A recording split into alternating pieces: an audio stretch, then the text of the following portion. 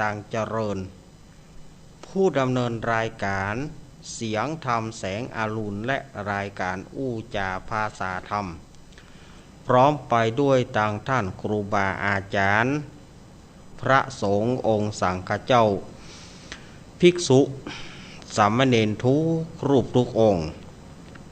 ที่ท่านได้เปิดวิทยุรับฟังอยู่ต่างวัดต่างวาด้วยความเคารพอย่างสูงสุดยิ่งครับผมสวัสดีเจเจแล้วก็ขอแสดงความนับถือสวัสดีลุงนานสวัสดีป้าน้อยหนุ่มผาจ้อและก็ขอ เจริญปอนยังคณะสัทธาญาติโยมศรัทธาสาธุชนคนดีเฮาทุกท่านวันนี้ก็มาปะกันแถมวันหนึ่งในรายการสารธรรมยามบ่ายยามแรงซึ่งตามปกตินั้น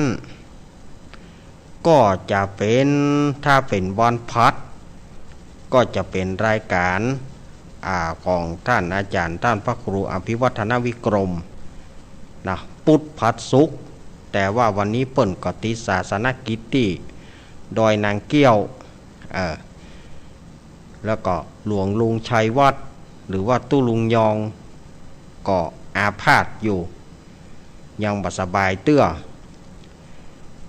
เปิ้นก็เลยได้มอบหมายให้ตนตัวเก้ากับผมอาตมาภาพสามเณรรักปัญโยนานแห่งวัดสันเมืองตำบลหนองร่องอำเภอเวียงหนองร่องจังหวัดลำพูนมาเป็นผู้ดำเนินรายการเป็นวันที่สองแต่ว่านี่ก็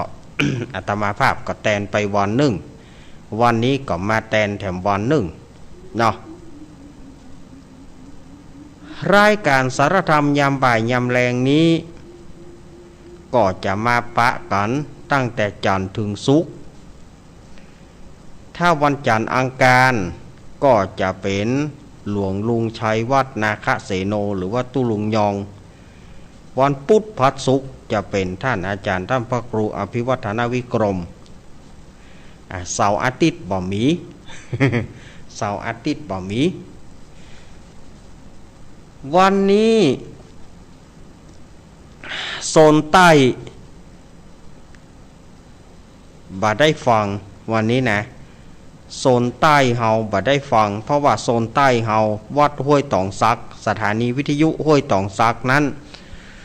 ไฟฟ้าดับเปิ่นยังซ่อมไฟยังบ่แล้วเตื้อแต่อาจจะมาปลายผู้จ๊ะอย่างใดจ๊ะช่วงเปิดสายถ้าว่ามาอย่างใดก็โทรอู้กันมาเนาะโทรบอกกันมาเนาะถ้าว่าไฟมาแล้วกาอีนะรายการนี้ออกอากาศณสถานที่ที่อาตมาภาพได้นั่งนั่งจ่านี้ก็ที่วัดปากตังเจริญตำบลดอยหล่ออำเภอดอยหล่อจังหวัดเชียงใหม่ริ้งสัญญาณไปสถานีวิทยุคลื่นพระพุทธศาสนาการศึกษาและวัฒนธรรมวัดฝ่ายหินตำบลสุเทพอำเภอเมืองจังหวัดเชียงใหม่104.50 เมกะเฮิรตซ์โดยเมตตาปรมีธรรมของท่านอาจารย์ท่านพระครูสมุวิสุวัตรวรกิจโจแต่ก็ยังตั้งระบบวิทยุก็ยังฟังบ่ได้ตัวเนอเพราะว่าตะกี้นี้อาตมาภาพก็ได้รับการอู้จาของโยมปี่พิสมัยโยมปี่พิสมัยเปิ้นก็ได้รับมาจากท่านอาจารย์วิสุวัตรวรกิจโจว่าบริษัทเปิ้นกำลังประกอบเปิ้นกำลังประกอบสายอากาศ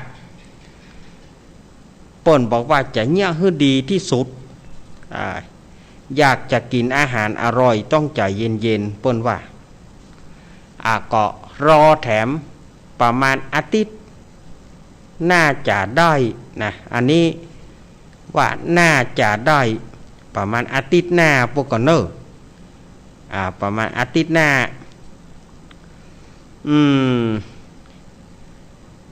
อาทิตย์หน้านี่น่าจะได้ละอาทิตย์เสาร์อาทิตย์ที่จะถึงนี้ยังคงบ่ได้เตื้อนะอาจจะบ่ได้เตื้อคงจะเป็นต้องเป็นอาทิตย์หน้าปุ่นนะประมาณอาทิตย์ที่18-19ปุ่นนะวันอาทิตย์ที่18-19นี่น่าจะเรียบร้อยละอันนี้อาตมาว่าเปิ้นท่านอาจารย์วิศวัตเปิ้นบอกมาอย่างอี้เปิ้นก็บอกผ่านต่างปีพิสมัยมาอย่างอี้เนาะประมาณวันที่18-19ปุ่นนะจะได้แล้วก็สถานีวิทยุวัดพระบาทอุดมน้ำบ่อซาวา 100.25 เมกะเฮิรตซ์อำเภอฝางจังหวัดเชียงใหม่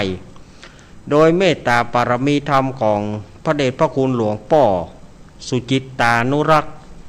ท่านอาจารย์เจริญโชติธรรมโมตุปีโจอันนี้ก็ฝางไม่อายชัยประการสันทรายเปิ้นจะฮับได้แล้วก็สถานีวิทยุคลื่นธรรมะของชุมชน 98.75 เมกะเฮิรตซ์ห้วยตองสักเรดิโอตั้งอยู่วัดห้วยตองสักตำบลขวงเปาอำเภอจอมทองจังหวัดเชียงใหม่แต่บัดเดี๋ยวนี้เปิ้นฮับบ่ได้เตื้อเพราะว่าไฟเปิ้นดับกระแสไฟเปิ้นกำลังซ่อมไฟฟ้าอยู่โดยเมตตาปารมีธรรมของหลวงพ่อวาปีวรมานิตกับท่านอาจารย์ชาวริศชยวังโสสถานีวิทยุมนต์เสียงธรรมอำเภอแม่แจ่มจังหวัดเชียงใหม่ตั้งอยู่วัดบุพารามตำบลจ้างเขิงอำเภอแม่แจ่มจังหวัดเชียงใหม่ความถี่ 106.25 เมกะเฮิรตซ์โดยเมตตาปรมีธรรมของหลวงพ่อมงคลวิสิทธิ์แล้วก็ท่านปรัตอุทัยทั้งสองท่านสองอุทัยแล้วก็สถานีวิทยุบ้านทุ่งเรดิโอ 89.50 เมกะเฮิรตซ์โดยเมตตาของป่ออุดมแม่เทียมวันพุทธวงศ์สถานีวิทยุแม่วางเรดิโอสถานีวิทยุบ้านแป้นเรดิโอสถานีวิทยุวัดศรีปันเงินอำเภอสันป่าตองจังหวัดเชียงใหม่อันนี้ก็สถานีต่างๆที่เปิดเกาะเกี่ยวสัญญาณในเมื่อแรงวันนี้มาปะกันวันนี้เป็นวันพฤหัสบดีเป็นวันพัดที่9เนาะเป็นวันพัดที่9เดือนมิถุนายนพุทธศักราช2565เดือน9เหนือเดือน7ใต้ออกมานี่10ค่ำแต่ว่านี่เป็นวัน9ค่ำเนี่ยแต่ว่าเดือน9ออก9เป็นดับเบิล9แต่ว่านี่นะเดือน9ออก9วันนี้เดือน9ออก10ค่ำ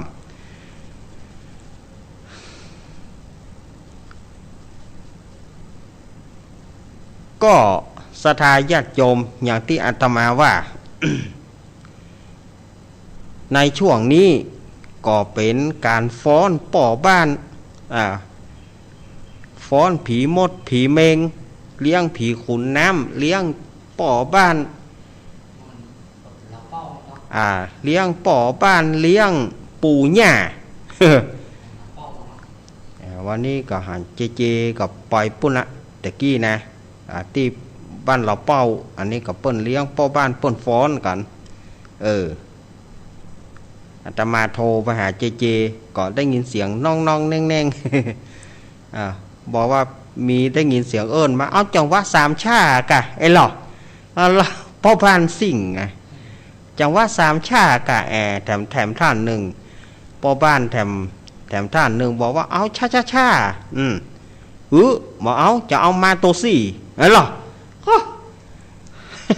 ตามสมัยแต่ไม่หูเผื่อมาโตสี่บ่บอก นั่นน่ะศรัทธาญาติโยมก็มีการเลี้ยงผีปูญ่าต้นตระกูลนะถ้าอู้ถึงตามประเพณีนี่นะต้นตระกูลบางท่านก็เลี้ยงไปแล้วบางท่านก็บ่ได้เลี้ยงเตื้อการเลี้ยงปูญ่าก็จะตึกเดือนเก้าจ้าเนอะถ้าเดือนหมดเดือนเก้าก็บ่มีละเปิ้นก็บ่เลี้ยงละประเพณีของตั้งเมืองเหนือล้านนาเฮาก็ตึกเดือนเก้านั่นนะเลี้ยงปู่ย่าเลี้ยงเจ้าตีเจ้าแดนป่อบ้านผีขุนน้ำผีขุนน้ำต่างๆที่เปิ่นรักษาน้ำลีกาน้ำปิงกาเนี่ยเปิ่นจะเลี้ยงกันละในช่วงของเดือนเก้านี่แต่เดือนเก้าอย่างปีนี้มันจะได้เลี้ยงอยู่ประมาณ3 วันเพราะว่าเปิ้นจะเว้นอาทิตย์กับจันทร์วันติดกับวันจันทร์ไปวันเสียเปิ้นก็บ่นิยมเลี้ยง อย่างวันอังคารที่จะถึงนี่เป็นวันเดือนเก้าเปงเป็นวันพระใหญ่เปิ้นก็บ่เลี้ยงวันพุธเปิ้นก็ว่าผีบากินก็ได้พัดสุกเสาวันนี้ก็เริ่มเลี้ยงกันโลวันพุธแหมโลวันฮือแหมโลการนั้นก็จะไปปุ่นวันพัดหน้าปุ่นนะศรัทธาญาติโยมว่าอันนี้เป็นประเพณีเมืองเหนือล้านนาเฮา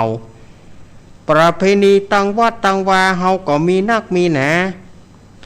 อย่างที่ตั้งของห้องทรงที่อาตมามานั่งนี่วันพุธเปิ้นจะสืบโหราจตาท่านบิ๊กบอสเฮาวันพุธนี่นะเปิ้นจะสืบโหราจตาอินทจาตาเทวจาตาพรหมจาตามหาพรหมจาตานี่นะพวกเปิ้นจะสืบจตากันเด้อที่วัดปากทางเจริญที่ตั้งห้องทรงเนี่ยที่อาตมานั่งเนี่ยนี่วันพุธนี่เปิ้นก็จะมีการสืบโหราจตาเพื่อเป็นสิริมงคลแล้วก็วัดวาอารามต่างๆก็จะมีประเพณีส่งน้ำเดือนเก้าเปงอย่างที่อาตมาว่าไปแต่ว่าวัดพระธาตุสีจอมตองวัดห้วยปันจ้อยวัดบ้านแปะ สุมาเถอะ2-3หลายที่อยู่นะอู้ถึงว่าเดือนเก้าเปงนี่เปิ้นก็จะมีการเนี่ยเนอะแต่เจ้าก็ต้องขอบคุณโยมแม่บัวพัดเปิ้นอยู่บ้านต้นซ่านอำเภอฝางจังหวัดเชียงใหม่เปิ้นไปทำบุญวัดดอยหลังถ้ำตำบลสีเตี้ยอำเภอบ้านโฮงจังหวัดลำพูนเปิ้นก็มาแวะวัดอาตมาถูกกะเปิ้นก็มาแวะกินข้าวกินน้ำเปิ้นก็มาแวะทำบุญตัวยขอบคุณเนอแม่บัวพัดแล้วก็คณะ1 ลำรถตู้เปิ้นก็มาแวะว่าอาตมาเปิ้นก็เอาข้าวเอาหยังมาเตะกินกันเปิ้นก็มาแวะกินข้าวเปิ้นได้กินข้าวไงเปิ้นออกบ้านเปิ้นประมาณตี 4วะมาถึงประมาณ9 โมงปลายมาถึงวัดอาตมาโฟนก็ตกเหี่ยโฟนก็แกล้งเหี่ยศรัทธาญาติโยมวันนี้นะ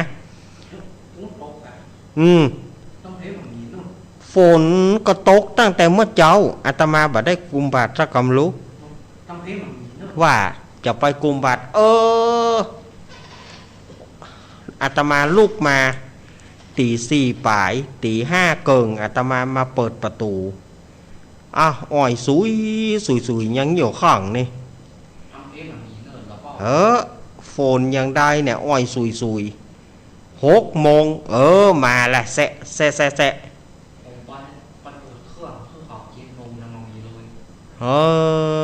ยุ่งเลี้ยวแล้วเปิ้นมาหาอาตมาฝนก็ตกเขียเปิ้นก็ลัดฝนกันมาก็ขอบคุณท่านขอบคุณแม่บัวพัดเนอะบ้านต้นซ่านเปิ้นก็ฝากความกึศเติงหาหลวงลุงตัว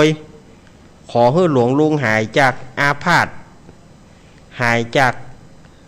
อาการเจ็บป่วยโวยๆเนอะมาเป็นขวัญใจของศรัทธาญาติโยมมาเป็นนักเทศเสียงทองเหมือนที่อาจารย์นงร้องเพลงเนาะปีขอให้ปีกมาเป็นนักเทศเสียงทองโวยๆเนอหลวงลุงอันนี้ก็ในนามของลูกศิษย์ลูกหาก้าวกระผมก็ขออวยพรให้หลวงลุงหายจากโรคาอาพาธโวยๆนะครับ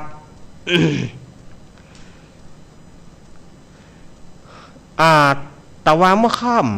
ำอาตมาก็ขออภัยคณะศรัทธาญาติโยม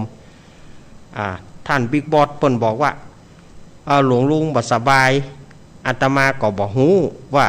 เปิ้นจะฮื้อแตนก่ออาตมาก็สองใจสองคอแต่ว่าเมื่อค่ำเฮาจะอยู่เนอก็กลัวว่าเปิ้นจะนิมนต์ตนอื่นเข้ามาแตนสองใจสองคอเอนออยู่นี่เหมือนกันนะอาตมาอยู่นี่ไปเกินชั่วโมงเหมือนกันบ่ปิกตื้อ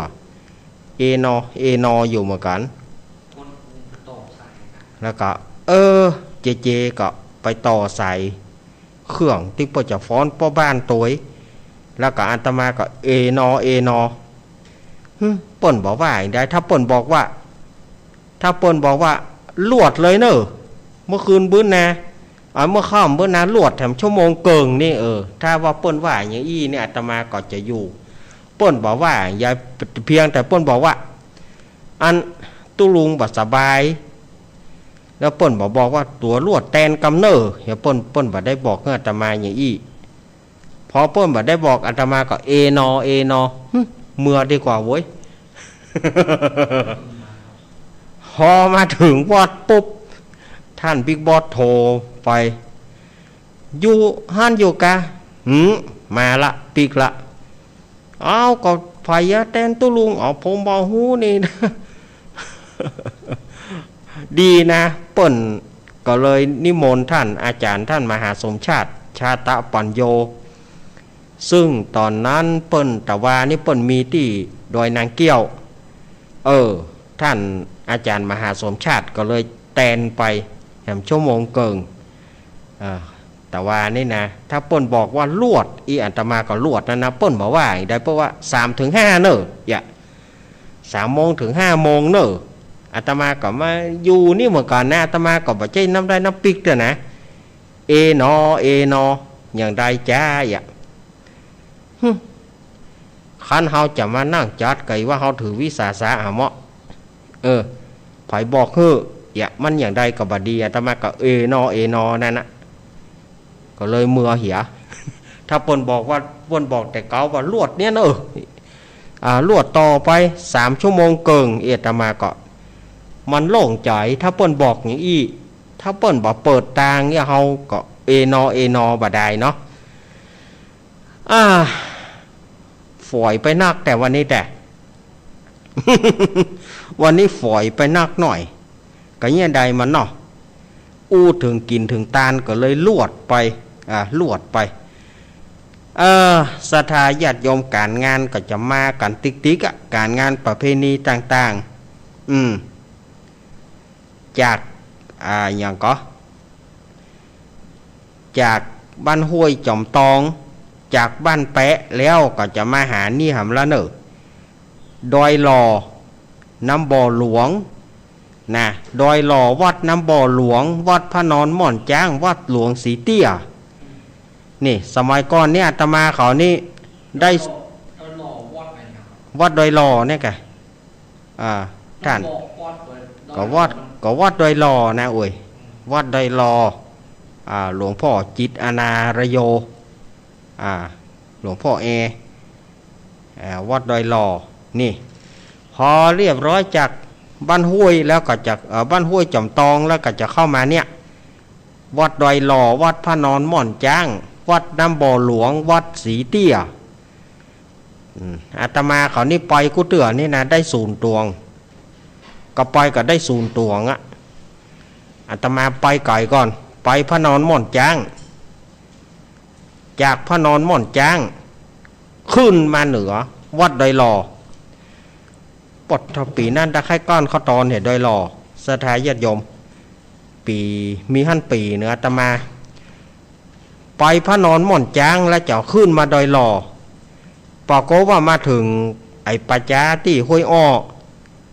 ยางรถเจ้ากรรมระเบิดสถาญาติโยมรถของใครครับรถปวรเอาก็มาอยู่ดีๆนะก็ไอ้อย่างซอยโลกหลักโหอย่างใดเนี่ยรถนี่อย่างผิดปกติต้มเขาผ่านมายิงปืนนี่เขาว่าแม่นี่ยางรถระเบิดรถเต้ามูอยู่ตั้งหลังหุยเศร้าเนี่ยยางรถระเบิดพอเพื่อมาแปลงรถยางอะไรใส่แล้วซ้ำบ่มีที่เติมลมปีกย้อนไปบ้านเวียงโดยฝากศรัทธาฝากคนเฒ่าคนแก่เปิ้นนั้นมาโดยรถเปิ้นจะขึ้นมาดอยหล่อวัดดอยหล่อฝากศรัทธาขอฝากศรัทธากำเดียวฝากศรัทธาเอาไปส่งวัดดอยหล่อก็เนอะได้มาฮับย้อนไปเติมลมที่บ้านเวียงหนองร่อง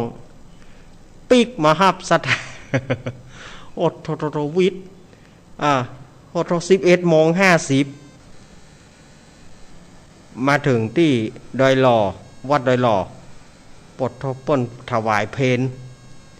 เกือบจะจวดแล้วก็ไปวัดน้ำบ่อหลวงปีกมาสีเตี้ยสถาญาติโยมว่ามีหั่นปีหนึ่งปโทปีกถึงบ้านปอค่ำ อันนี้ถึงขี้เก่าเนอะวันนี้สถาญาติโยมอาตมาก็ได้มีตัวช่วยวันนี้อาตมาภาพก็เกียมทำมาผูกนึ่งวันนี้นะอาตมาก็เกียมทำมาผูกเพราะว่าเกิดไปเกิดมาก็จะบ่มีอะไรอย่างไปก็จะหมดเฝ้าก็หาอาตมาภาพก็เลยเปียทำมาจะได้น้อมนำเอาพระธรรมเทศนาปืนบ้านปืนเมืองเป็นธรรมมหาจารย์เวสสันดรจาดกการที่ 5 การที่ 5คือว่าการชูชกหรือว่าการจุจกจะเอามาเทศนาให้กับสถาญาติโยมได้ฟังกันเพื่อว่าเป็นการสืบทอดเจตนาของหลวงลุงเพราะว่าหลวงลุงเปิ้นจะทำตัวอย่างตัวอาตมาแทนเปิ้นวันนี้อาตมาก็จะสืบทอดเจตนาของเปิ้นตัว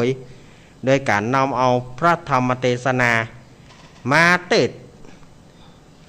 แล้วก็ถ้ามีเวลาจะเอามาเล่าให้สถาญาติโยมได้ฟังกันเดี๋ยวพอแบบปื้นเมืองการแบบปื้นเมืองมันก็ค่อยสูญหายไปอย่างที่อาตมาไปวันนั้นเนาะวันนั้นก็ที่บ้านห้วยน้ำขาวบ้านห้วยน้ำขาววันนั้นอาตมาก็มาทำที่บ้านห้วยน้ำขาวนี่นะเปิ้นก็ว่ามันเขียมแล้วนะการทำปื้นเมืองนี่มันเขียมก็เขียมนะแกสถาญาติโยมศพของป้าอุ้ยยุงอายุป้าอุ้ยยุงอุทาเศษอายุเปิ้น94อีกหาวันนั้นอายุเปิ้น94วัดบ่ใจวัดบ้านห้วยน้ำขาวตำบลยางคามก็เนาะตำบลยางคามอำเภอดอยหล่อเฮานี่นะวันนั้นวันอย่างน่ะวันจันทร์หรือว่าวันอังคาร อาตมามาเตะทำเพื่อเปิ่นวันพูดกับวันพูดกะฮันแต่มาก็ลืมนะ อ้าวอาตมาภาพก็จะได้น้อมนำพระสัทธรรมเทศนามหาจักรเวสสันดรชาดกกันที่5คือกันชูโชคเนอถ้าบัดจบช่วงนี้อาตมาก็จะต่อชั่วโมงหน้าแล้วก็จะเล่าให้ศรัทธาญาติโยมได้ฟังเนอ อู้ถึงหลวงลุงตะกี้กับป้อนหนานอ้ายแพะโป่งเนอเปิ้นฝากความกึศเติงขอให้หลวงลุงหายโวยๆเนอว่าป้อนหนานอ้ายกู้เคียวหลวงลุงป้อนหนานอ้ายแพะโป่งเปิ้นว่าโอ้ตกใจได้ยินว่าหลวงลุงอาพาธสะดุ้งขอหายโวยเนอเนี่ยอันนี้ป้อนหนานอ้ายแพะโป่งฝากความกึศเติงหาเนอ เอาละต่อไปอาตมาภาพจะเทศนาธรรมให้ศรัทธาญาติโยมได้ฟังกันก่อนเนาะ นะโมตัสสะภะคะวะโตอะระหะโตสัมมาสัมพุทธัสสะตะตากะลิงกาลเตตุนาวินทาพรหมนากามาวาสิงสุจูจักโกนามาพรหมโนภิกหาจริยยกหาปัญจสัตตังละภิตัวเอกสมิงพรหมณกุเลทะเปตัวปูนาทานังปริเยสนาทายกาโตติลำดับธรรมเทศนามาเถิงจูจักผูกทวนหาส่วนอันว่าพระส่วนอันว่ามหากษัตริย์คติญาราศีคือว่าพญาเวสสันตระกับนางมัทธีเจ้าจาลีและกันหาสี่กษัตริย์ธาราปะกันไปบวชเป็นตาภาษาอยู่ในวังกันตาปะปะตากิลีปาไม้ยะตาและมีในการเมื่อใดดังอ่านตาตาในกาลยามนั้นยังมีพรามปูนึ่งชื่อมันว่าจูจักะพรามว่าอันดีลีแต่เดิมมันอยู่สาวัตถีเมืองใหญ่ไฟก็สมาวูไม่เกหาเสียไปตังปาริโภกาเครื่องบริโภคก็มาเป็นทุกเศร้าทุกโศกแต่เดิมมาถึงเมืองรัตถากะลิงกะลาดพรามก็มาสร้างเขาว่าแทงโตนที่บ้านโตนนวิทากามจูจักะพรามยินลำบากตกทุกข์ยากเข็นใจจริงจักเดินสะแหวงขอจะใจก็ได้เข้าของอันจักจ่ายประมาณ100 กะหาปณะจัดเป็นอัตตะแต่ว่าได้ปันเงินธาราพี่ว่าจักร่ำดับมาแต่ตนได้40 กำชื่อว่า100 กะหาปณะ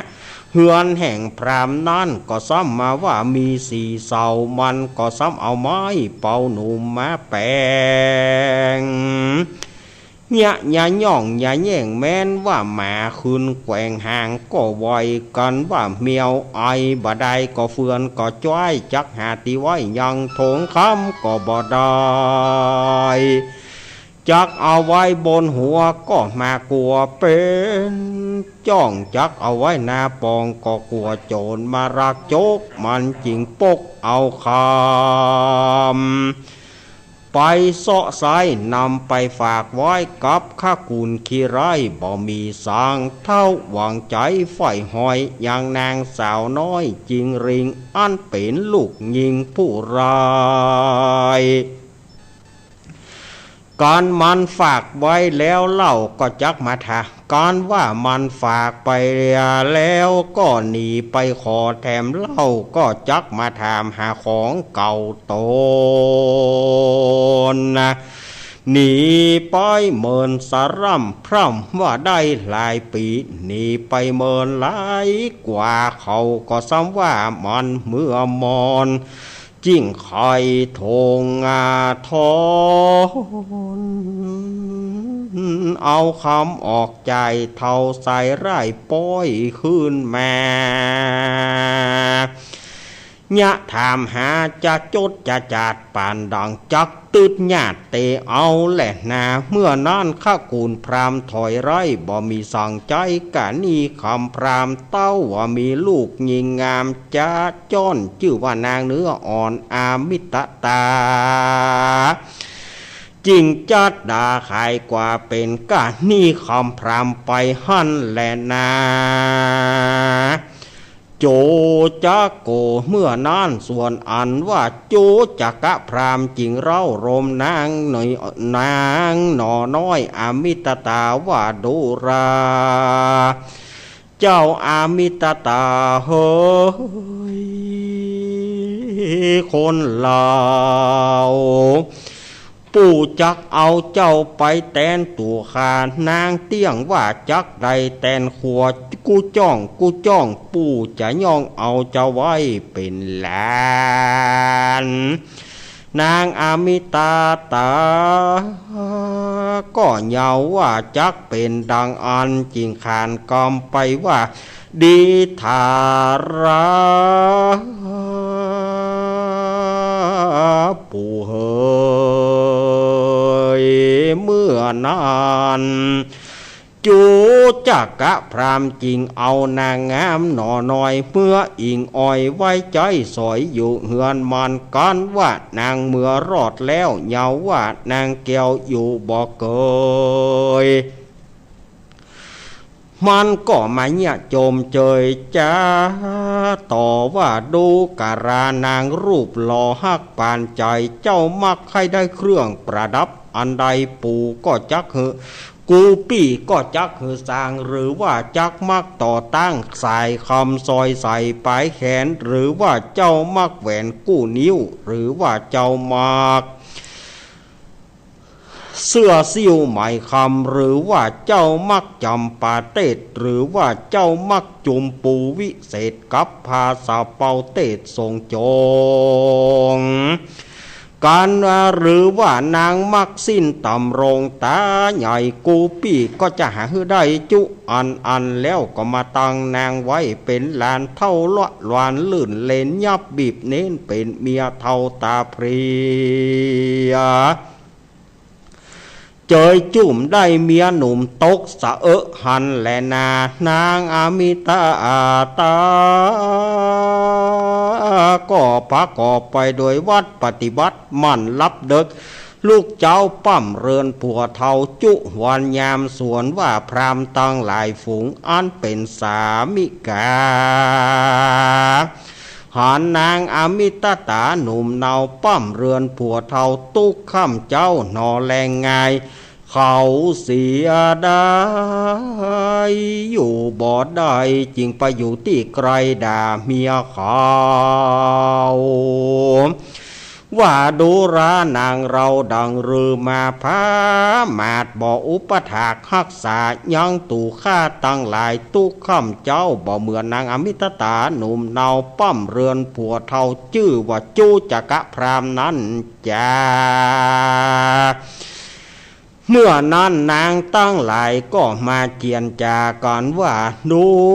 กราสหายตั้งหลายเฮ้ยในกาละอันเมื่อก่อนผัวเฮาก็บ่หอนว่าด่าให้สักเตื้อดีลีตั้งแต่อีการะกีนีผู้นี้มาอยู่ห่วมบ้านผัวเฮาด่าว่าขี้ข้านดีลีมาเฮาจักปากันครับฮือมันนี่เจียนจากคือมันพรากเสียยังบานิเตอว่าอ่าน แล้วเขาก็ปากันไปพระสุมจุมนุมกันยังต้าห้องเอินดานางอมิตตาเป็นโกระหนมีมากว่าดูกรานางอามิตาตาโหยป่อแม่มึงนางฝูงใดมีใจฮักฮืออย่างนางฝูงเป็นสาวจีจ้อยแก่พรามเท่าพระพ้อยสามสาวนี่จะดังตูจักร่ำเปิงดูนี้แม่นางผู้นี้ใจบาปเป็นคาซึกหยาบจังนางพี่น้องนาง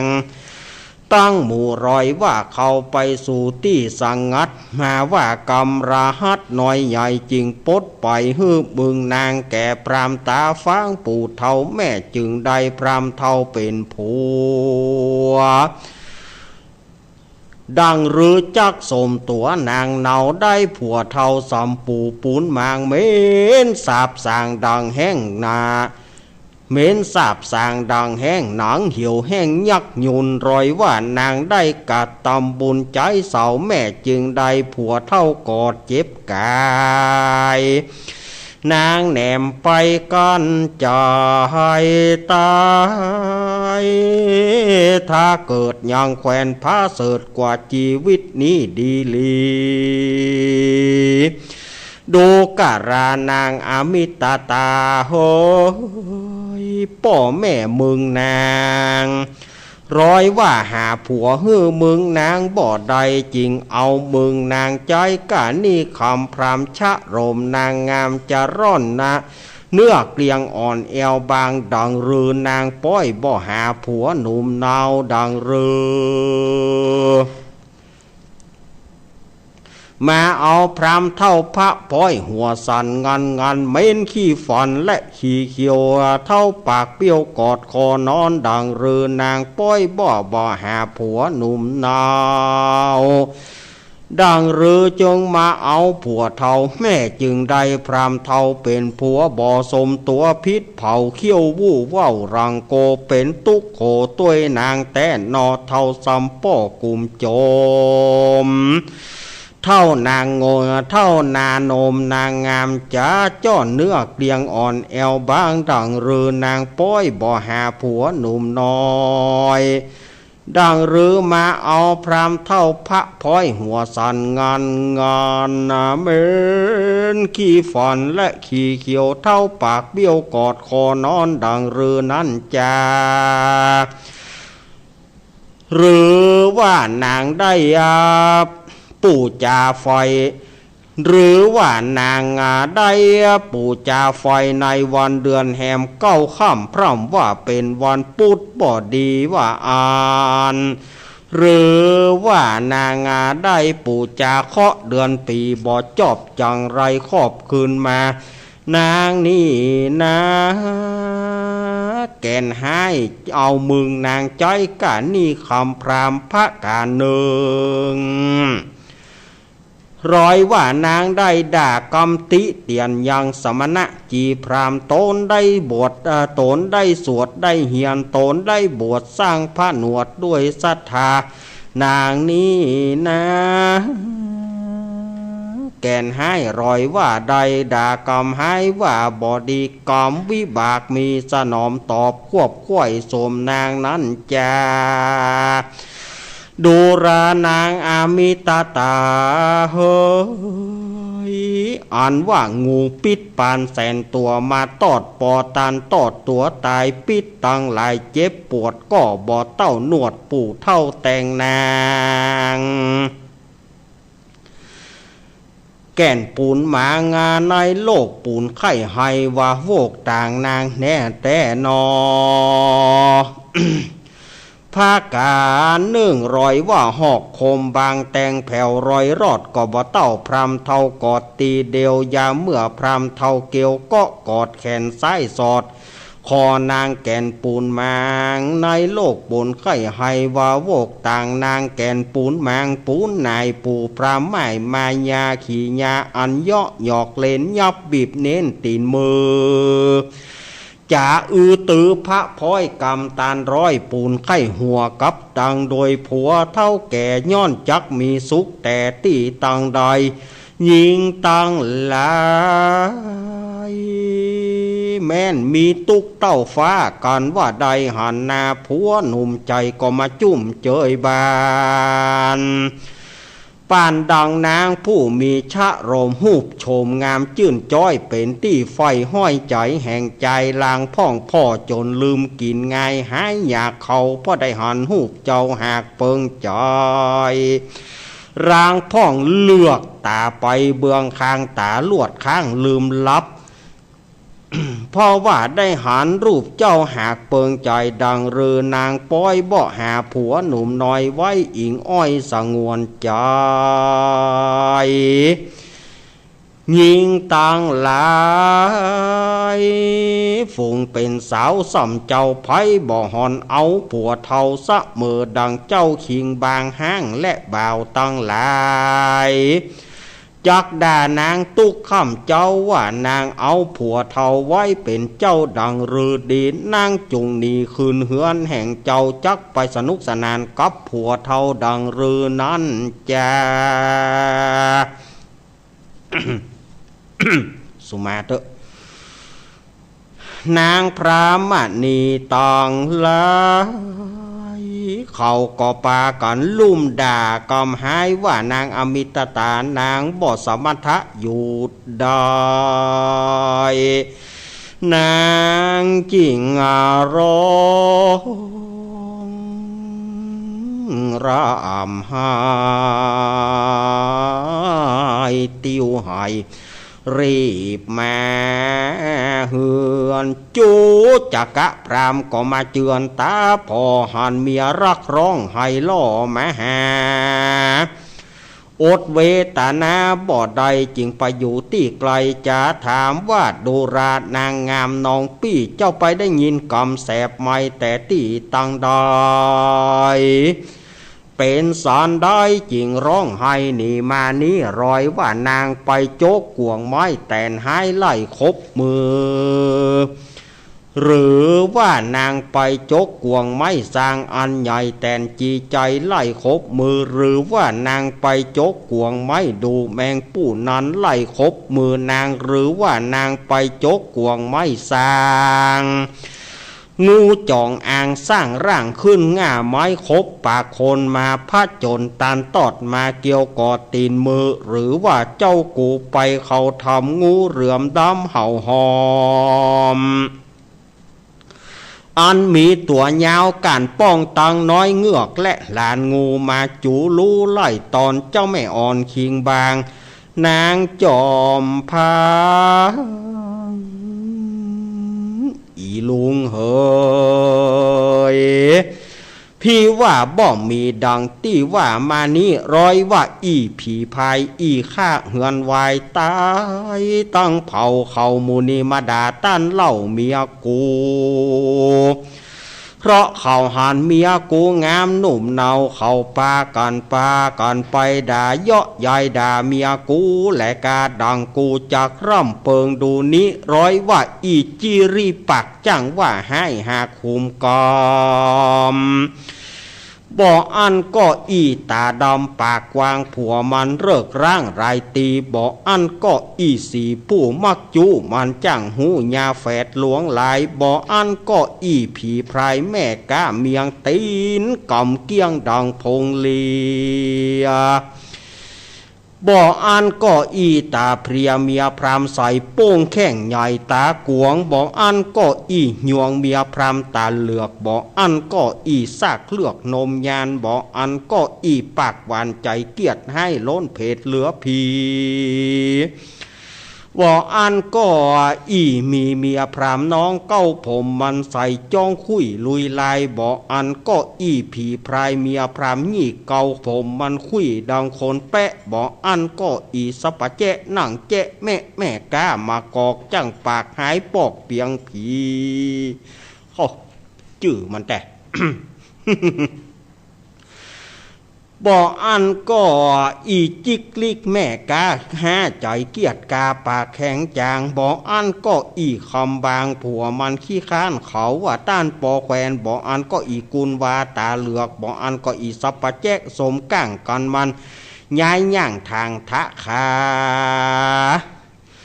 บ่อันก็อีจกงกเมียพรามปูลกห่างมันสูงซกกกแม่กาถั่วเน่า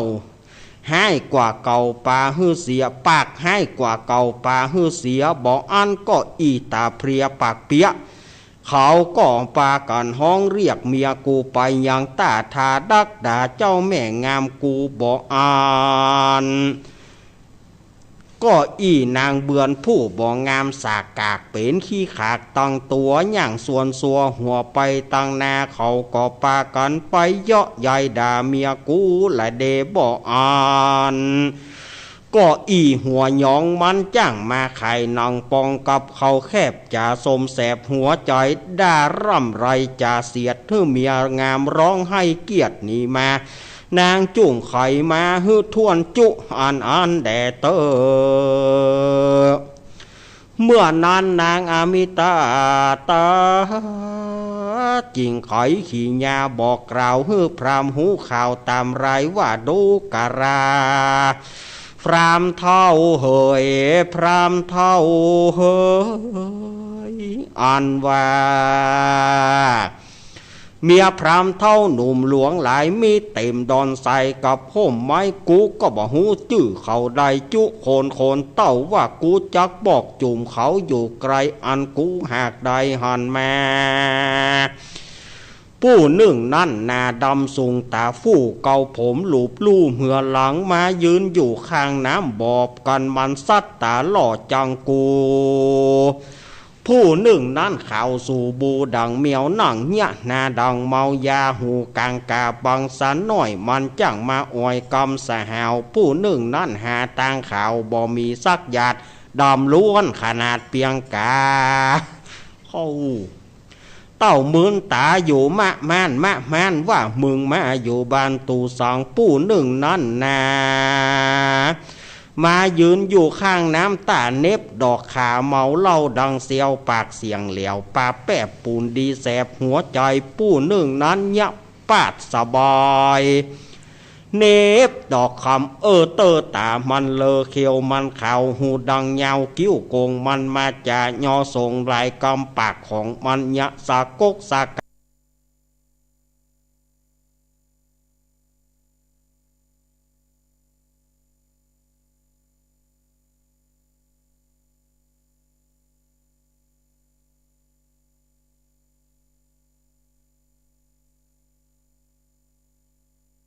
ซักหยาดสากน้ำฟาดมันยังมีมันมาทำมันมาจ่าถามบุบตีกูบ่ย่างนุ่งสิ้นบ้างการลายเสือสะเอวเขือก้นกึ่งหัวนมมันเศร้าพึงเป็นน้ำยะเน็บดอกคามตาหอมนุ่งสิ้นก้อมปากเสียงแข็งผู้หนึ่งนั่นนาผมแดงหลังโกงงาจ่าเขี้ยวทรงนมมันยานแบกไม่การมาทะหย่องเยื่อว่าจักมาแก้เสื้อตีกูผู้หนึ่งนั้นดูแควนนะบ่ดีซักหยาดใจเกียดฝาดคมในผู้หนึ่งนั่นใจบอกกาเต้าว่าบ่ฮือกูได้หันนาเต้ามืนตามาอยู่เมียงผู้หนึ่งนั้นนาโตกไปเสียงเป็นจ้างมันเป็นแม่ห้างเวนเกณฑ์ยะส่งเอ็นตาเหลือกย่างเอือกนมไว้มาด่ากูเหลือใจอยู่บ่ได้กูจิงร้องร่ำไห้นี่มานี่แหละพรามเฮย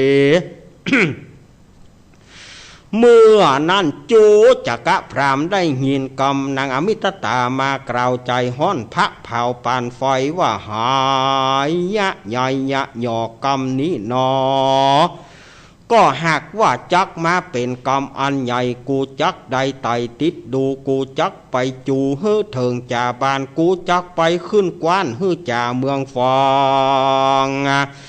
กูจักหาคุณมาเป็นจารีตจักจัดทีดูก่อนอันกันนี้หากจักแป้เขาแต่และกันกูแป้แต่จะไม่เอาบอกไฟกับบอกห้ากูจักไม่เอาแม่กูก็กลัวมานาโคบ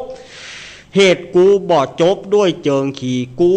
ว่าจะไม่เอาปีกูก็ซ้ำบาจ้างจะวายลม ว่าจักไหมเอาแห่มางมกินเนียวกินหวกอันนี้หากจักไม่เข้าแต่และเมื่อนั้นพรามีใจเอาหวานเครื่องเกียดปากเบียวเบียดตับดำว่าจักไปจ่าต่อกรรมขาผูกยิงพุทธลุกแล่นไปมาเมื่อนั้นนางอมิตตาปานาจิงกล่าวว่าดูกราพรามเท่าเฮ้ยตั้งต้นแต่นี้ไปนากูจักบ่อไป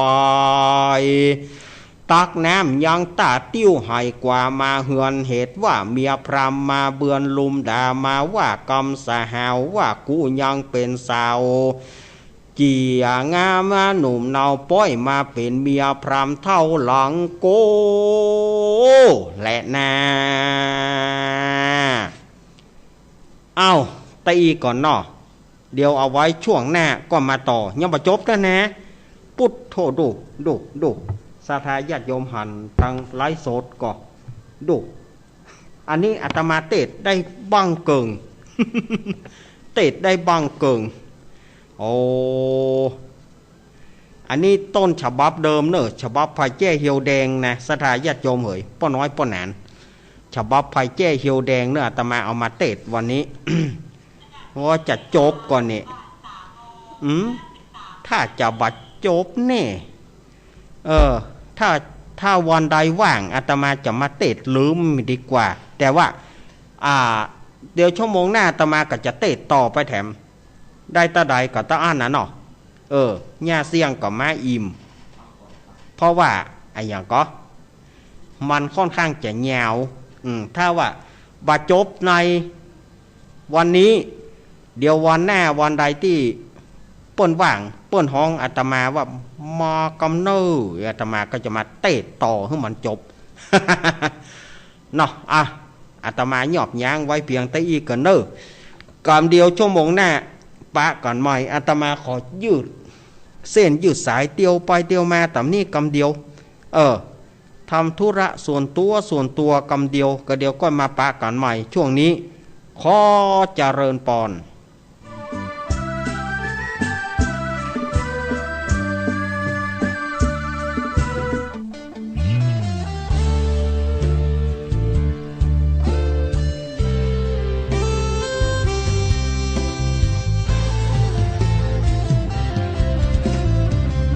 เจ้ามามือเปล่าจะเอาอะไร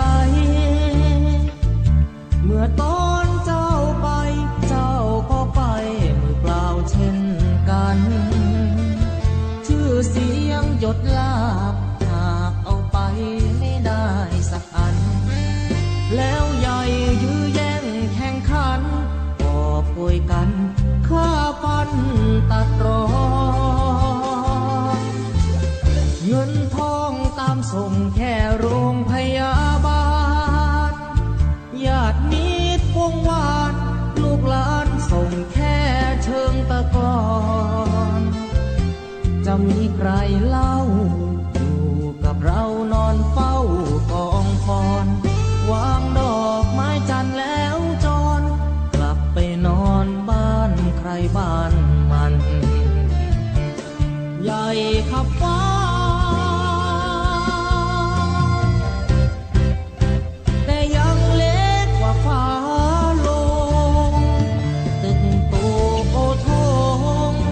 สุดท้ายนอนลงเหมือนกันไปไม่กลับหลับไม่ตื่นฟื้นไม่มีวันชีวิตหลังความตายนั้นนรกสวรรค์ยังรอ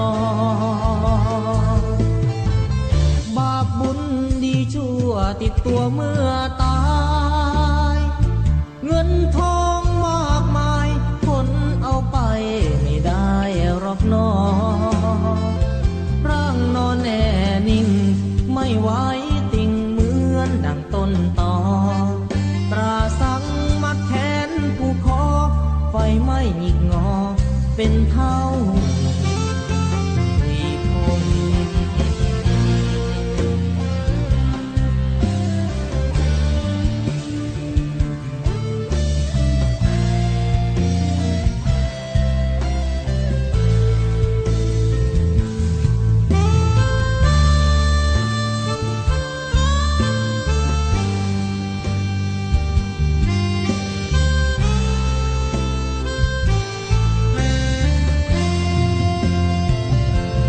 ใหญ่ขับฟ้า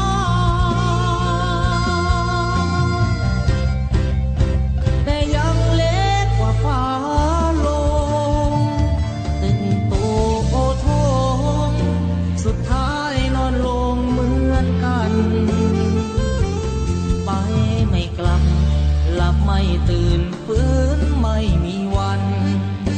ชีวิตหลังความตายนั้นนรกสวรรค์ยังรอบาปบุญดีชั่วติดตัวเมื่อตายเงินทองมากมายคนเอาไปไม่ได้หรอกน้อร่างนอนแน่นิ่งไม่ไหวติ่งเหมือนดังต้นตอปราสังมัดแขนผู้คอไฟไหม้หงิกงอ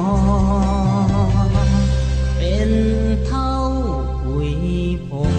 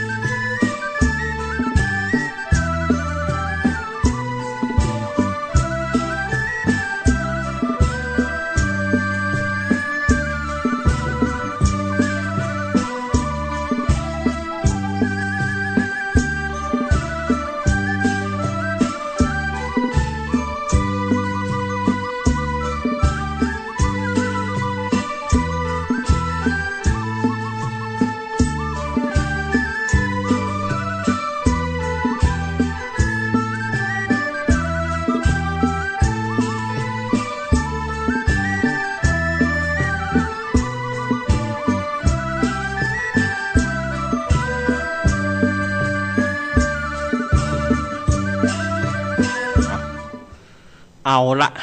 ศรัทธาญาติโยมศรัทธาสาธุชนคนดีเฮาทุกท่านมาถึงช่วงที่สองของรายการสารธรรมยามบ่ายยามแรงวันนี้อาตมาภาพได้น้อมนำพระสัทธรรมเทศนามหาจารย์เวสสันดรชาดกกันที่5คือว่ากันชูชกหรือว่ากันจุจก ตะกี้ก็ยังบะจบเตื้ออาตมาภาพก็ได้นำเอาพระสัทธรรมเทศนาตะกี้เตศไปเกิงหนึ่งก็ยังเหลือแหมเกิงหนึ่งอาตมาก็ว่าจะพยายามให้มันจบภายในเกิงชั่วโมงก็ร่างว่าจบกันเนาะ เอาแล้วเพื่อบ่ให้เป็นการเสียเวลาอาตมาก็จะเตศต่อไปแล้วเนอะ จะเตศต่อไปละเมื่อนั้นจูจักะพรามจริงจากกำงามอิงอ้อยจากกับนางแม่น้อยอมิตตาว่าดูการานางแม่น้อยอมิตตาเฮ้ยอันว่าการอันใดอันมีอยู่ในบรรจุแห่งนางอย่าใดตกแต่งกระตามนางอย่าได้จำนำตกแต่งอย่างน้ำกินแห่งสองเราราปี้จักไปติ้วมาเฮือเต็มหาเพื่อนางทาอาบอยู่ยังเฮือนเราราแด่เตอเมื่อนั้นนางอมิตตาปานาจิงกล่าวว่าเอหิเตดูราพรามเทาหัวงอกตั้นจุงออกมานีกูจักกล่าวจี้แก่เมืองพรามอากรรมอันคนตั้งหลายเล่าไว้ กูหากได้ยินมาพระราชาโตนใจกว้างตนก่อสร้างต้านก่อสร้างโพธิสมปานต้านฮื้อตานจ้างเผือกเจ้าเมืองเหยือกขับหนีบัดนี้ต้านไปบวชเป็นระสีในกิริป่าไม้ที่จิมไกลเขาวงโกดต้านจงไปอดขอจะใจเอาลูกมาเป็นข้าช่วยใจชื่อว่าเจ้าหนอไทยจาลีและก่อนหาตนเจ้าฟ้าหนอโพธิญาณก็จักฮื้อตานแก่ต้านบ่อยาจ้าและนาจิโนหามาสามีอุบาโลเมื่อนั้นจูจักะพรามจิงจากับนางอมิตตาวาดุการานางอมิตตาโหยหันว่าปีนี้นาเท่าก็เท่าหญิงนักหลังก็ฮักโหนต่างก็กอยกันว่าปีไปเบาหวังจากรอดแห่งน้อยก็มาหอตายหิวอันหนึ่งก็มาเป็นตาคิวและม่วงจ้างเมื่อยสองข้างจุวันยามโหนต่างกรอยริวรี่กูปีก็บ่หูโหนต่างดีอันหนึ่งยังจะมีราชสีและแรดจ้างสมเสพสร้างยังมีราชสีและแรดจ้างเขาจักอยู่สองท่านลาบคางโหนต่างเขาจักคางระราบมาก่อนกาบกินเอานางอย่างง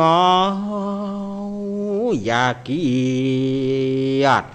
อย่าจากกำส้มเสียดหัวใจกูปี้ผู้เท่าก็จักขยุยขยายแล่นใจตีจิมใกล้การนางและนาเมื่อนั้นนางอมิตตาจิงกล่าวว่าโดการาพรามเท่าเฮ้ยอ่านว่าใจใดขี้ข้านหดอยู่แต่บ้านนะ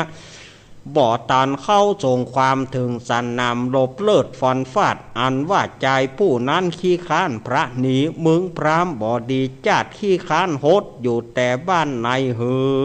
อนต้านยังบ่ตานเจือนจากบ้านเท่าขี้ข้านกลัวตายพิว่ามึงบ่คงควายมาจะใจยังขาช่วยใจป้อมเรือนกูเตี้ยงจักบ่อยู่จักละพรามเท่าปู่ฮือให้วอนตายและนาตะโตส่วนว่าจูจักะพรามบาปบ่อยอยู่บ่ได้ยินกลัวเท่าเมามัวโดยกามาราชเขาอำนาจกลัวเมียเยาว่านางจักไปเสียบ่อยู่พรามเท่าปู่จริงกล่าวว่าภรยาทางเมกะโรติเมื่อนั้นนาจูจักะพรามจริงจากับนางแม่น้อยอมิตตาวาดุการานางแม่น้อยอมิตตาเฮ้ยมึงจุงไปดาบมาไว้ยังเข้าไต้และเข้าถงใส่ตังเข้านมแดงงาน้ำเพิงใหม่สัมปะ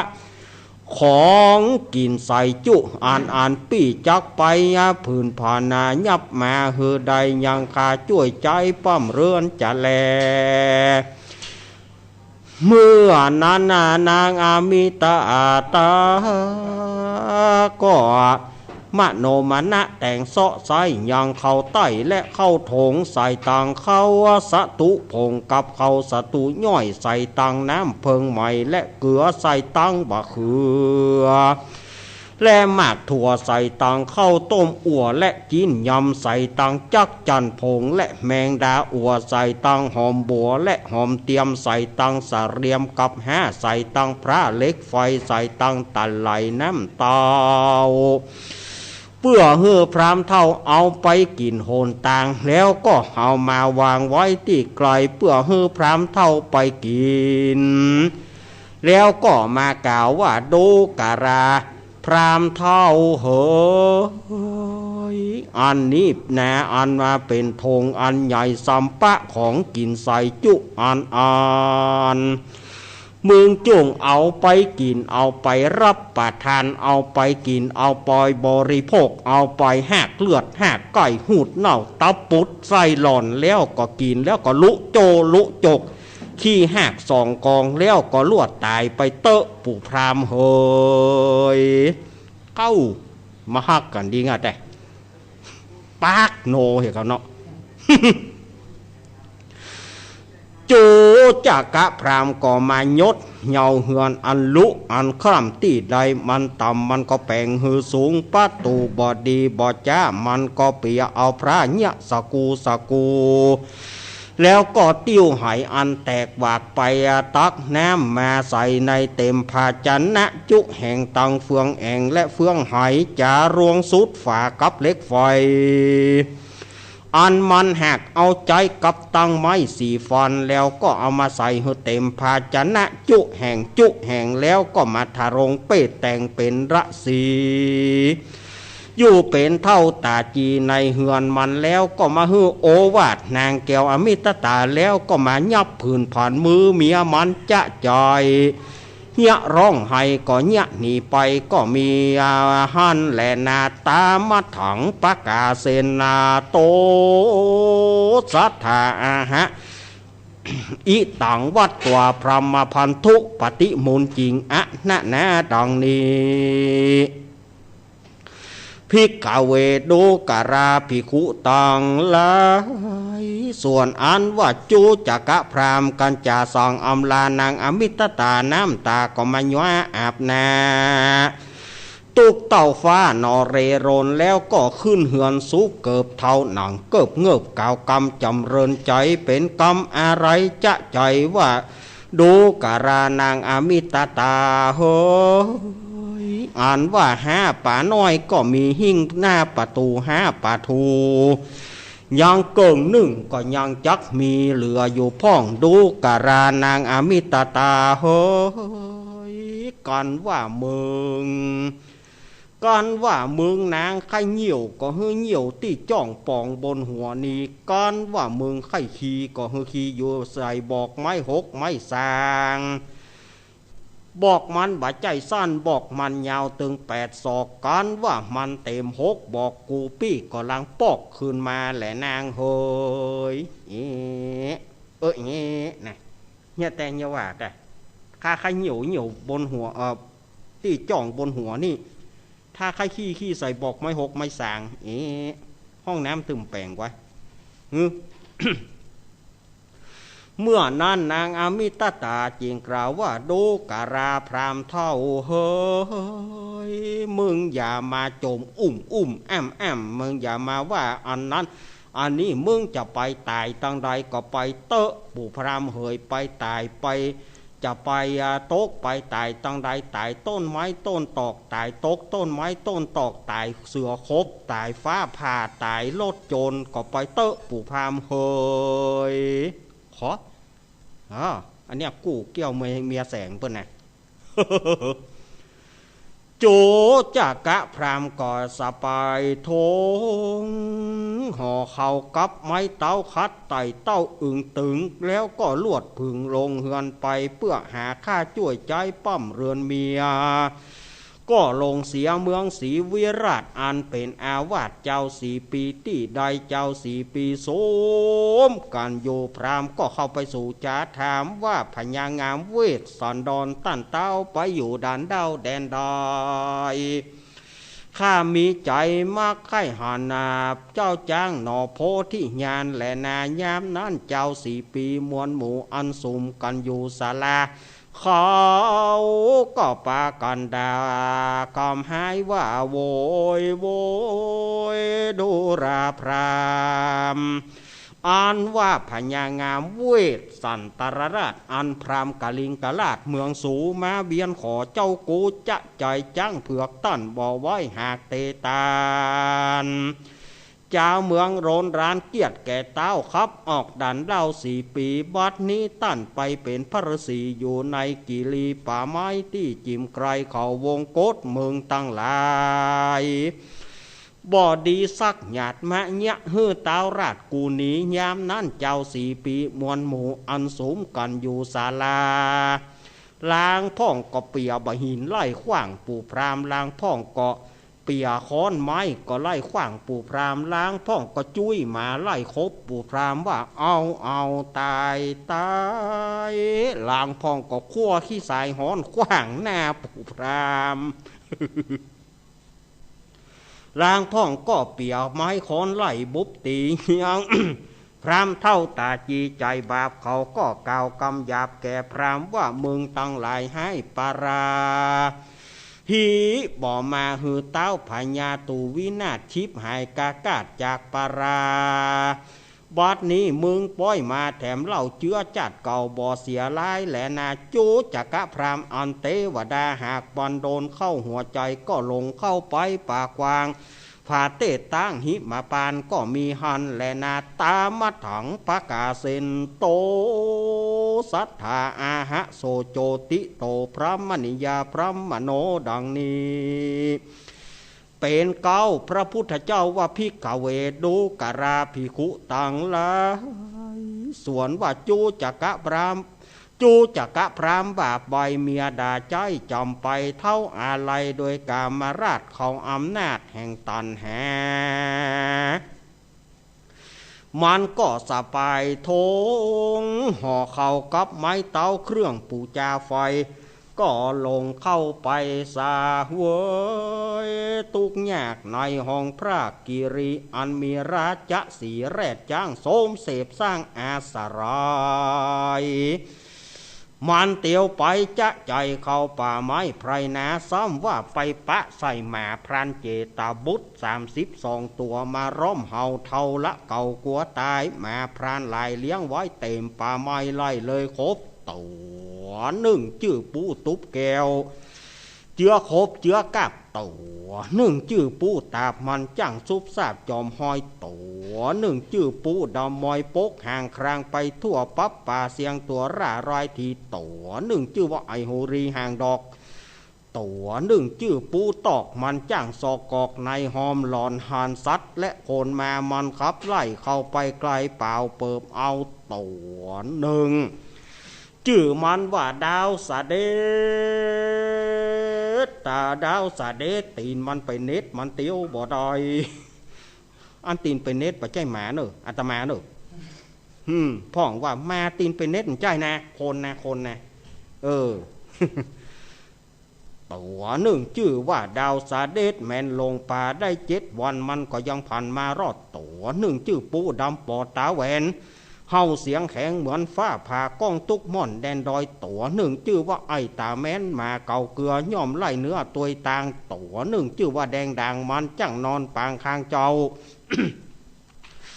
เฝ้าอยู่หัวคันใดตัวหนึ่งชื่อว่าอีใจไวหันอันใดมันก่อคบก่อกาบแล่นกันกาบยามเดียวตัวหนึ่งชื่อว่าไอสรับสะเรียวดำปอดจังรู้สอดตามหอยก้อยหูตาแห่งเจ้าตัวหนึ่งนั่นเล่าชื่อมันว่าอีเต้าเป็นมาเท่ามาแก่แต่เจือแม่มันมากันมันเลงมักกาก่อแม่นกันมันหูใจแกว่นโหนต่างกันมันหันละและยังสัมไปถงแจกกันมันครบแล้วก็เอาแอนลงรอยตัวหนึ่งชื่อว่าไอตามอยมาใหญ่หันหัวล้านไหลตันใจตัวหนึ่งชื่อว่าไฟเดือน5ตัวหนึ่งชื่อว่าน้ำฟ้าเดือน6หันยาจกบ่อใดไล่ตัวตันเต๋อหนึ่งชื่อว่าอีมานีวันห่างการหันหมูมันเมงจังแร่นตำรังกันกับมันกันกับเอาตายตัวหนึ่งชื่อว่าไอขาลายแข่งเต้าเป็นหมาเท่าเจือครบเจือกับเจือมาหยาบแกวนแหงตัวหนึ่งชื่อว่าไออีตาแดงเจ้ามันหักมันแปลงผูกเอาไว้แม้ตัวนี้ใจประโยชน์ใจการได้จุอัน4 ตีนมันยันหาองเต่าปากมันเห่าหาแลนตามันแงนหาห้างเพิงห้างหอกหางมันสุกซอกเข้าหูหนูหูมันก็มาเงียงฟังหาเจ้ามันเรียกและมาอเนกประสงค์ใจการได้จุอย่าง ตัวหนึ่งชื่อว่าอีกาจะเรียกแล่นตะลอมตัวหนึ่งชื่อว่าของเครื่องคาบแล่นกันกาบเสือมีตัวหนึ่งชื่อว่าไอคนยีจอมจ่อจ้างหุมล่อคบเสือตัวหนึ่งชื่อว่าอีคำเครือคนหยาบกันมันใดกันกับแล้วหันบัสวะบวางเอามิดเอามุยมาง้างกลางจักออกได้หันปูพามไกเข้าคบถงตัวหนึ่งชื่อว่าแสนตาวงธรณีไหววะวาดตั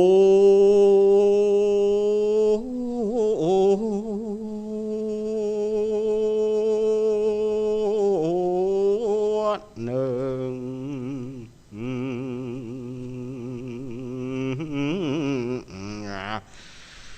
จื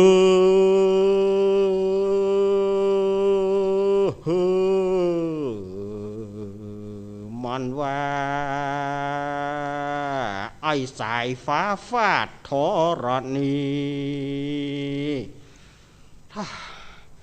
เกือบมรณภาพสถาญาติโยมเหยหายใจป้อมฮอด โอ้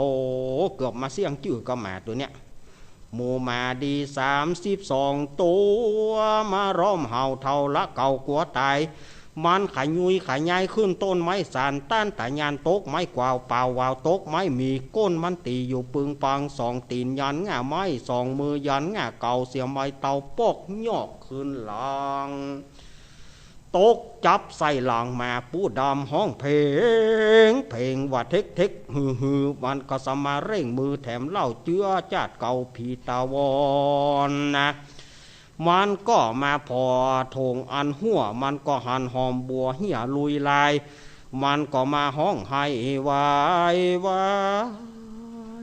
ทงสปายกุมก็มาปุดมาขาดกระดาษเปียกกูก็จะไว้ห้องหลังกูก็มา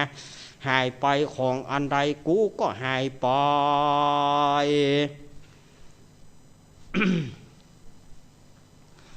มันก็เตียวขึ้นไปหมาก็มาไล่มันก็ขึ้นกิ่งนั้นจับใส่กิ่งนี้ขึ้นกิ่งนี้จับใส่กิ่งนั้นตกกิ่งนั้นไปหาต้นนั้นไปหาต้นนี้ตกต้นนี้ไปต้นนั้นแล้วมันจะจบก่อศรัทธาญาติโยมเหอะ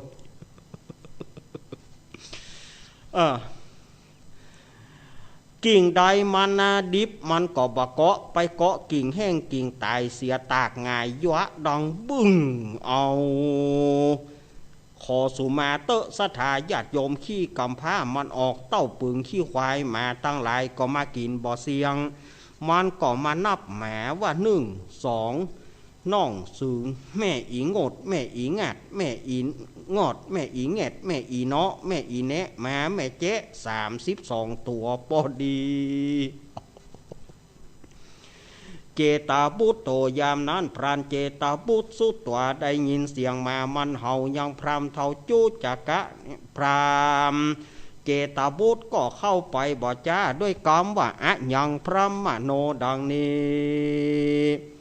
ว่าพรามผู้นี้มักว่าลงป่าไม้ไพรนาดังรือมันปริยาร้องไห้กลางป่าใหญ่ผูพาเพื่อถามหาพญาเวสันตรราชอานาปานจักมาขออัครราชบุตตาแห่งพญาเวสันตรราชบอกกากาศสงสัยการว่าเจตบุตรคณิงใจฉันนี้แล้วก็ถือหน้าไม้ตั้งสายขึ้นดิดเบ่นปลายไม้ไปรอตัวพรามแล้วก็กล่าวคำสังะกลาแข้งด่าว่าโดราพรามเท่าเมืองอย่าวางจักได้ปนเหล่ามือกูบ่ฮื้อชีวิตแก่ตั้นในดงดานหิมปานก็มีหันแหละนาตามัดถังปะกาเซนโตสัทธาอาหะตัสสะเจโตปริสันโสสิอรัญเยรุทโกรัทกาดังนี้ภิกขเวตุการาภิกขุตังลายส่วนว่าเจตบุตรเป็นพรานเนื้อเกิดแต่เจือพรานมามันไปไล่ป่าเดินดงได้ยินเสียงพรามหลงร้องไห้ลวดขึ้นป่าไม้ติดปืนแล้วก็ไปยืนต่อหน้าด่าว่าข้าจะยิงพรามมันก็กล่าวกำราบกล่าวขณะเพื่อพรามเท่ากลัวว่าโดราพรามปาโรปู่เท่าอันว่าเต้าแห่งตูตั้งหลายหมู่สู่หาคือชิบหายด้วยอุบายอันโรบโรนขอยิ่งโป้นเหลือประมาณเจ้าเมืองปัญหาเหตุก่อว่ากลัวจักร่มร่อปุรีจริงขับหนีเจียนจากพลัดพรากบ้านเมืองมาตั้นเอาจาญาและลูกฮักต่างกู้หนีเข้าสู่ไพรนาบัดนี้ตั้นมาแถมเล่าอย่าหวังใดดังเก่าปอ2อย่าหวังปองเข้าหาต้านราศีต้านนี่นามักว่าหาพญาปัญญาบ่อใดมักว่าลงป่าไม้ผูพาเพื่อถามหาพระราชบุตรเป็นประดุษดังนกยางตัวขาวหากินปลาปืนเล่มนี้นาตาโดยยาพิษกูจะยิงใส่ต้องมึงตายจักฆ่าให้มึงวามวายตายมรณาตชีวิตขาดหัวตกจักปาดเอาหัวอกจะจกเอาหัวใจตามันนะตามันจักเอาปูจาเตปาอาลักตนมีชื่อว่าปันนะสกุณานี้แหละนาตะโต ส่วนว่าจูจักะพรามได้ยินกำเจตบุตรกระยาบมากล่าวขนาบเสียงแข็งป้านปืนธนูแตงแผ่วรอดดาจากตอดยิงตนนะเท่าเวโวนกัวใหญ่ปานดังแม่ไก่อันมันไข่บ่จำแหงเจ้ามันจังสุดขนาดไม้ค้อนฟาดสั่นหลังเสียงก็มาดังแอ๊กแอ๊กพัดบังแตกไปมามันจึงกล่าวกับมุสาวาทดังนักปราชญ์แต่โหนหลังตอบยังกำเจตบุตรว่าดูราพรานเจตบุตรขยิงพรามเทาหัวงูจิงยงธนูไว้ว่าวุ่นว่าวาดยังบ่ตันรอดปุ่มหลวงพรามก็มาตกกับป่วงกับป่าน้ำตาราไรนองยกมือตั้งอาสองขึ้นกราบว่าข้าหลับแล้วเจ้าแลนจงฟังสารอันปู่จักกล่าวตามดังข่าวมีมาดูการาพรานเจตบุตรเป็นเจ้าข้าจักเล่าประวัติข่าวสารจุงเฮือเจ้าลานฟังดูหายเกียรติหายกรรมสมเสียดโกธาพระราชาตนป่อมักให้หันลูกรักนรสีนางพุทธดีตนแม่เจื้อแต่นอเตวีมีไมตรีหักลูกมีใจผูกสิเนหายังอัตตาหลานยิ่งกับตังสไปมิ่งมาทีหาญาสรีสนใจตนปู่อยู่บ่ได้กึดเติงหาจริงใจข้ามาอาราธนาพระตนลูกคือสิกเมืองผูกแตนเมืองเจิญพระบุญเรืองนั่งเสวยอาจเป็นเต้าราชสองตีข้าบ่มีกำไรรบเรียวไม่บังสัง ฮีว่าเจ้ายังหูตี้อยู่ในห้องกูปันนะศาลาแห่งพญาเวสสันตรราชเจ้าขอบอกแก่ข้าเท่าลุงปันก่อนธราตะตาในเมื่อพรามเท่าจูจกยกอธิกรอันเป็นจารีตแก่ในพรานเจตบุตรฟังเมื่อนานเจตบุตรก็มีใจอาภิรมโจมจื่นมีปิติตื่นด้วยยินดีร่ำเพิงในใจว่าพรามผู้นี้บ่โหดจักเป็นประโยชน์นักหนาจะมาเอาพญาบุตรตาเมืองเราเสวยเมืองดั่งเก่าสองตีก้านขนิงใจชันนี้แล้วก็เอาแม่ตั้งลายไปมัดไว้ที่ต่างๆกันเอามัดที่เดียวกันมันจะคบกันเอาตัวที่หนึ่งไปมัดติดต้นกาสะลองมัดหมาตัวที่สองติดเก้าบะขามมัดหมาตัวที่สามติดเก้าไม้จี้มัดมาตัวที่สี่ติดเก้าบะข้ามัดมาตัวที่ห้าติดกับบะตากบมัดมาตัวที่หกติดเก้าพักเพชรมัดมาตัวที่เจ็ดติดเขือบะแปบมัดมาตัวที่แปดติดเก้าบะเมามัดมาตัวที่เก้าเอาไว้ขาจิบมัดมาตัวที่สิบเอาไว้ข้างเล้าเป็ดมัดมาตัวที่11เอาไว้ต้นไม้หิมนองแล้วก็มามัดหมาตัวที่12 12 13 14 15 16 17 18 19 20 21 22 23 24 25 26 27 28 29 30 31แล้วก็32เอามัดเดี๋ยวเอามามัดกำตัวมันหมูจักจบสถาญาติโยมก็ข้ามนอกก็อาจารย์แหมน้อยเดียวแหมเดียวก็เดียวแล้วละก็นี้เขาจะซ้ำละเขาดูตั้งซ้ำละ การว่ามัดมาต่างหลายไว้กลางป่าไม้ไผ่นาก็เรียกคือพรามลงมาจากต้นไม้อันโตนก็เอาผ้าตองมาปูไว้เหนือดินมาปูไว้ปูพรามมาบาปใบนั่งเหนือดินแล้วก็กินข้าวน้ำก็กล่าวกรรมปฏิสันทานเป็นกรรมหวานอ่อนอ้อยว่าดูราสหายก็บารางจักมาตายกลางป่าไม้ด้วยปืนหน้าไม้กูยิงตัวดูการาพรามเท่ากูหากเชื่อเล่ากับมึงพี่ว่ามึงเป็นคนใจแห่งพระเกณฑ์ไทยสรีสนใจก็เป็นที่ฮักเพิงใจกูบ่น้อยเอาละจะมาเอาพญอซอยเวสันดรเมื่อสู่ในพระนครหลวงดังเก่ากับมึงเล่าหากจักมีพระฤาษีเจ้าฟ้าเป็นที่ฮักแก่พระไรฟ้าเจ้า4 ปี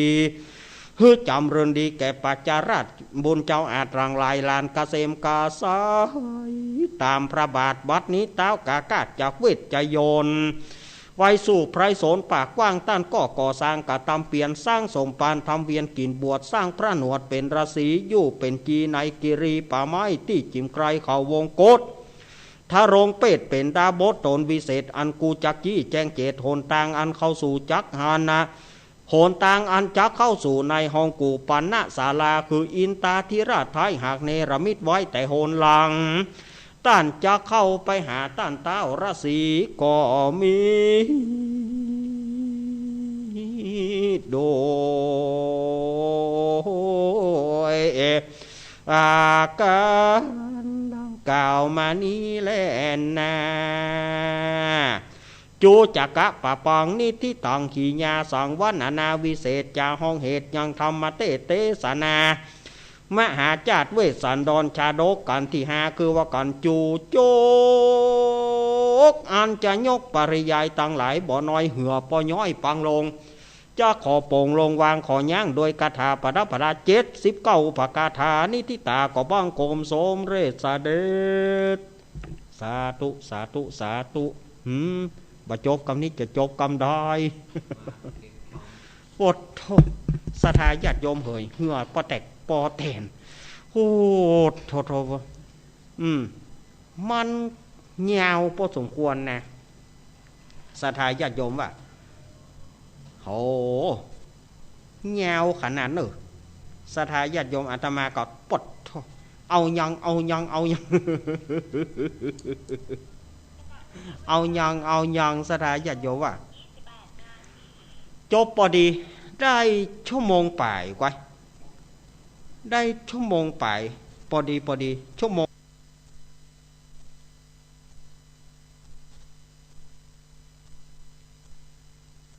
เครื่องเนอะ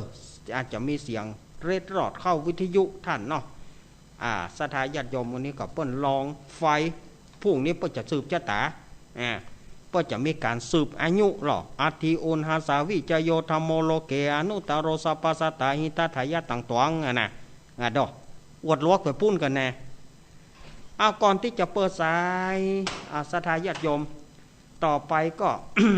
สถาตั้งหลายที่เปิ้นวันนี้เอาเจ้าภาพรวมหมู่เนาะเอาปอนเนอร์เอาปอนเนอร์อิชิตังปฏิตังตุมหังคิปะเมวะสมิสตุสเพปุเรนตุสังกปาจันโทปนารโสยะถามณีโชติรโสยะถาโสยติธรรมโมจะอัญญังนิทัสสิโตเปตนะปูจาจักตาอุราราพรันจะไปขูนามนุปทินังตุมเหหิปุญญังปัสสุตังอนัปปกันติสัพพิติโยวัชันตุสัพพะโรโกวินัสตุมาเตหาวัตวันตารโยสุขีติกายุโกภวะพิวาตานาสีริสานิจังวุธาปจายโนจัตตารโรธรรมาวัฏันติอายุวันโนสุขังพระลางสาธุสาธุสาธุนะสาธาญาติโยมตอนนี้ก็4 โมงเกิงสาธาญาติโยมอาตมาจะลองเปิดสายเนอไผ่ฟังอาตมาพ่องกะว่าฟังธรรมแล้วหลับไปก่อน ฟังธรรมแล้วหลับไปอย่าแก่วันนี้ปูดธรรมโมสังโฆถ้าคนใดรับก็แล้วไปศรัทธาท่านใดบัดรับก็ลองโทรเข้ามาหาอาตมาเนอะเดี๋ยวอาตมาจะเปิดสายก่อนเอามาละ0892140135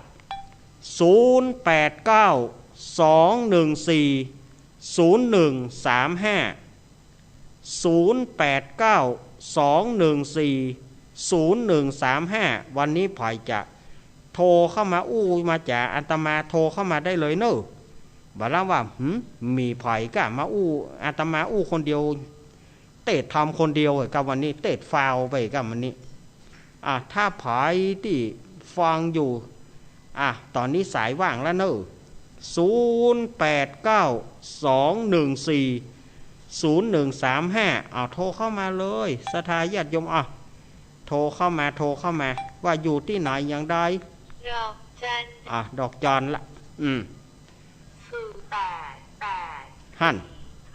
โอ้อาตมาก็บ่ได้อยู่คนเดียวแต่อาตมาก็ว่าอาตมาอยู่คนเดียวไว้มาละเดี๋ยวกันเนอะเจริญปอนเราจะไม่สายเจ้าค่ะอาจารย์เย็นรักแม่พันฟังอยู่เนอแม่พันเนาะเจ้าฟังอยู่ประวงเวียงฝางประวงเวียงฝางขึ้นฝาง100.2ฮ้อนกับเจ้าท่านฝนตกก็มันมืดมันจื้อมันตกเมื่อไงนี่เจ้ามันตกเมื่อไงแล้วมันก็เป็นจื้อนะแต่ท่านอาจารย์ลุงเป็นอย่างนั้นเปิ้นบัดสบายเนาะเปิ้นบัดสบายตอนนี้ก็ พอดีละ อ๋อยังอยู่โรงพยาบาลอยู่นะเจ้า โรงพยาบาลอยู่ยังอยู่โรงพยาบาลอยู่ ขอคันขอบอกโทรไลน์ไปหาตุ้ลุงบอกตุ้ลุงว่าหายไปโวยอีเนาะ น่ากัน ส เนาะ ถานกองหาอีก สถากองหา เจ้า ช่วยกับไปกำลังใจให้หลวงลุงเลย แห่งใดก็ยังเป็นน้องไม่จงดีก็จะหอมอย่างอยู่เจ้า ครับ เจ้าจำไว้สารในเจ้าท่าอาจารย์เป็นกำลังให้นะเจ้า ยิน กำลัง ดี ใจ แม่ เจ้า พรป่าบงเวียงฝาง ขอหลวงลุงหายไปโวยเนาะ หน้ากะหน้ากันนะยินดีแม่พรเนอ ขอบคุณนะเจ้า สาธุโอ้อะไรล้ำเหลือแม่เหยโอ๊ตอัดสูมาเตอะสทายาติโยมโทรเข้ามาได้เลย089 214 0135โทรเข้ามาวันนี้ฝางมาเป็นสายแรกแม่พรป่าบงแม่พลอยอยู่ไหน แม่พลอยอยู่ไหนแม่พลอยสีถ้วย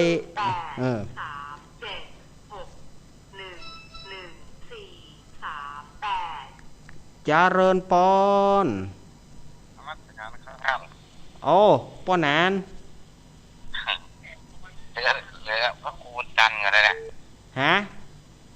ยังพระครูจันทร์โอ้วันนี้นะโอ้ปดว่าจะเอาว่าจะใจว่าจะเตะน้อยเดียวมันบ่น้อยสักกรรมสัญญาลักษณ์ของที่นี่แล้วสัญญาลักษณ์ที่นี่แล้วบัดได้เอามาสักกรรมวันนี้เพราะว่าสถานีห้วยตองซักมันบัดดีเตื้อเลยบัดได้เอามาสักกรรมป้อนแหนเอาไว้งวดหน้าเนาะครับงวดหน้าจะเอามาใส่ให้ป้อนแหนเด้อรักใจน้องดีกับท่านเลยครับผมครับยินดีป้อนแหนเด้อครับผมป้อนแหนซิดกุณกันน้องเจดีป้อนแหนซิดนี่นะหั่นโอ้แม่เพนครับได้ยินมาเดียวเนี่ยถ้าไม่ได้ยินธรรมะแต่ทุกอย่างเด้ออันน่ะตะกี้มันดับมั้งพ่อไม่ได้หน่อยก็ได้โทรหาเจ๊เขาตื่นเช้าไฟดับแต่ประเดี๋ยวนี้ได้ยินนั่นเปิดฉายนี่ค่ะเปิดฉายฮั่นยังตานอยู่เนาะตานได้เปิดสายเดินทางปลอดภัยเนอะสาธุกำลังจะเจ๊ก็ได้เจ๊สาธุแม่เพนเนอร์อนุโมทนาแม่เพนอนุโมทนา089 214 0135ห้วยตองซักไฟมาแล้วเนอะเจริญปอนแม่ไม่รีวันเจ้าแม่มารีวันขายพี่เคาะงานแม่มารีวันมาแล้วแม่มารีวันว่าจะได้แฮฟังพระเน้นติดหมดดิเจ้า ชอบฟังอ่ะเจ้าชอบฟังเนาะเจ้าวันนี้ฟังจนจบเลยเจ้าจะเอาจนจบบ่เจ้าอดท่อถ้าเตะก้อยจ้ามันบัดแล้วง่ายแม่ มันจะบรรจบง่ายต้องใส่ไปเต็มสปีดนั่นน่ะม่วนอยู่เจ้าม่วนอยู่เนาะพูดเรื่องอยู่เพราะว่าเขาเคยฟังหลายเตือเนาะสาธุที่ว่าฟังกันได้ฟังกันดีเนาะแม่มาริวันเนาะเจ้าตัวลุงยองสบายดีแล้วเนาะ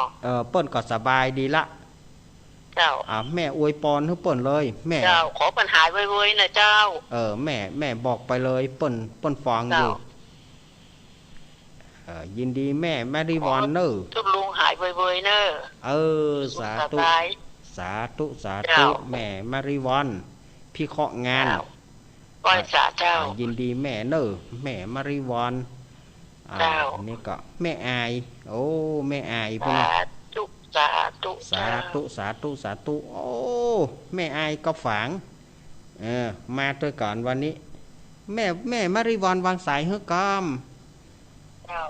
โยมแม่มาริวรวางสายเฮือกรรมสูมาเตอขอบคุณ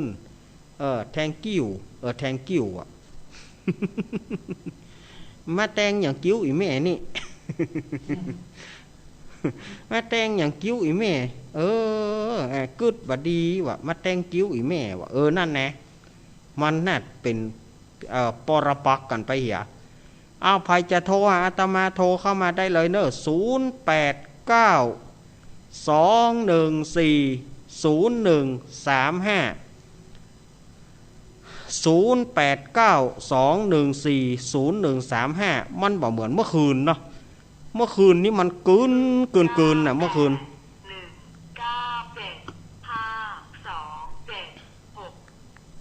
76เจริญปอนพระศาเจ้าในลากฟังอยู่เนอแม่สมศรีนะนันทลานแม่สมศรีขอตู้หายบวยเนอ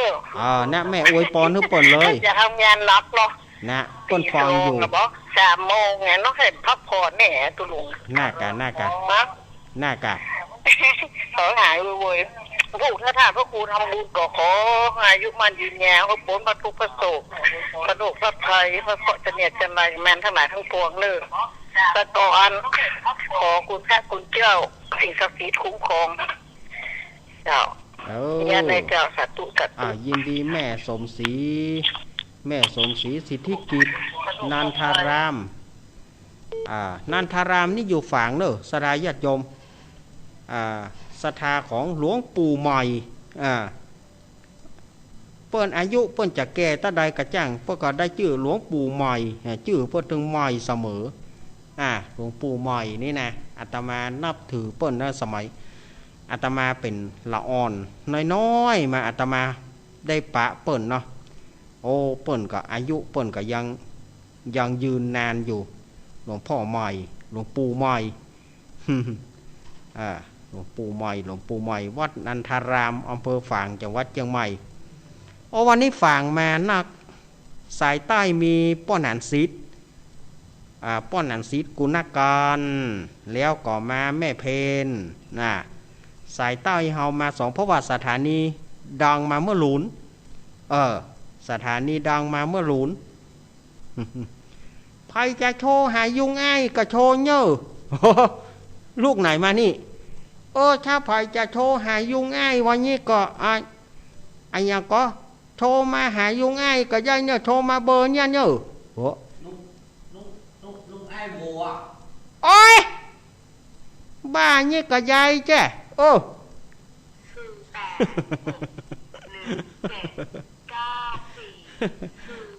ได้ดีลุงไอ้บัวอู้ได้ดีเนาะบ้าอู้ได้ดีเจริญปอนนมัสการเจ้าในรักจากทางใดแม่จากเมืองฝางเจ้าเมืองฝางแม่ยายแม่ติ๋มค่ะแม่ติ๋มเจ้าแม่ติ๋มคงวังอยู่อำเภอฝางเนาะเจ้าอยู่ลุ่มวัดพระบาทอุดมนี่แหละเจ้า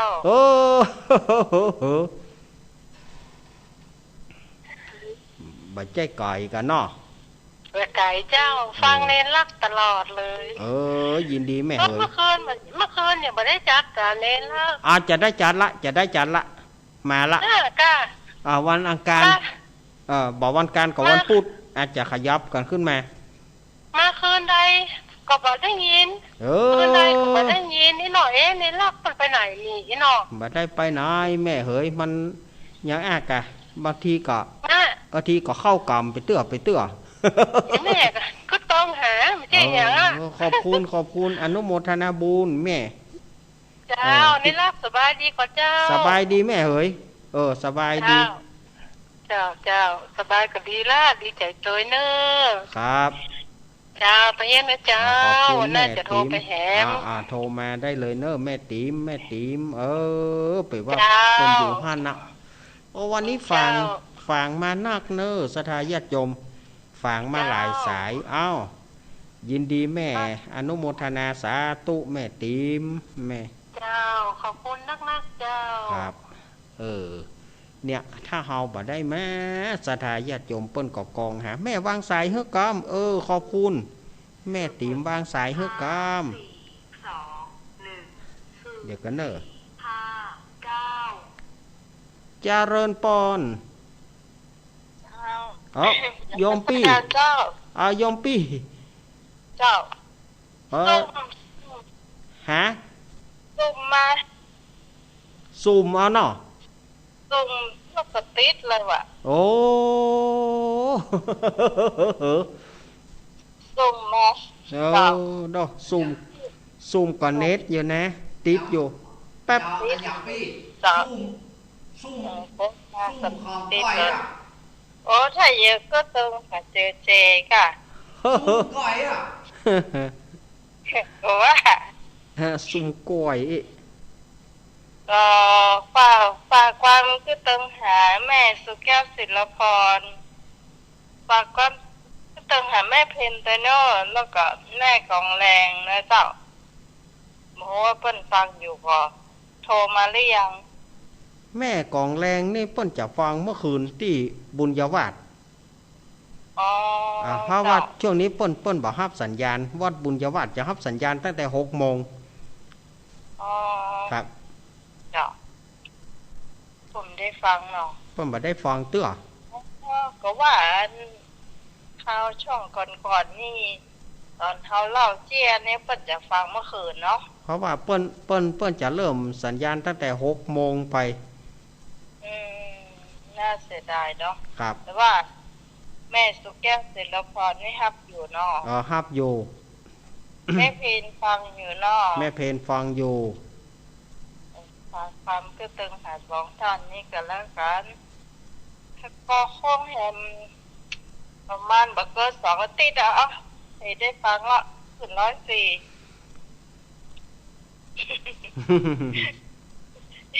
ยืดไปอยู่ค่ะน่ากะเนี่ยได้เนาะเขาเจ๊ช่างเนาะแถมช่างไม่ได้อยู่เชียงใหม่ตัวนะครับอยู่ปราจีนบุรีพุ่นเนี่ยเนาะดอกมันอยู่ไกลเนาะปุ่นน่ะเขาเชียงใหม่เนี่ยเขาจะไปยืนเลิงหวังเนาะไปยืนฝั่งเลี้ยวเนาะครับโทรศัพท์ถูกได้ปิดเนี่ยได้เบอร์นี่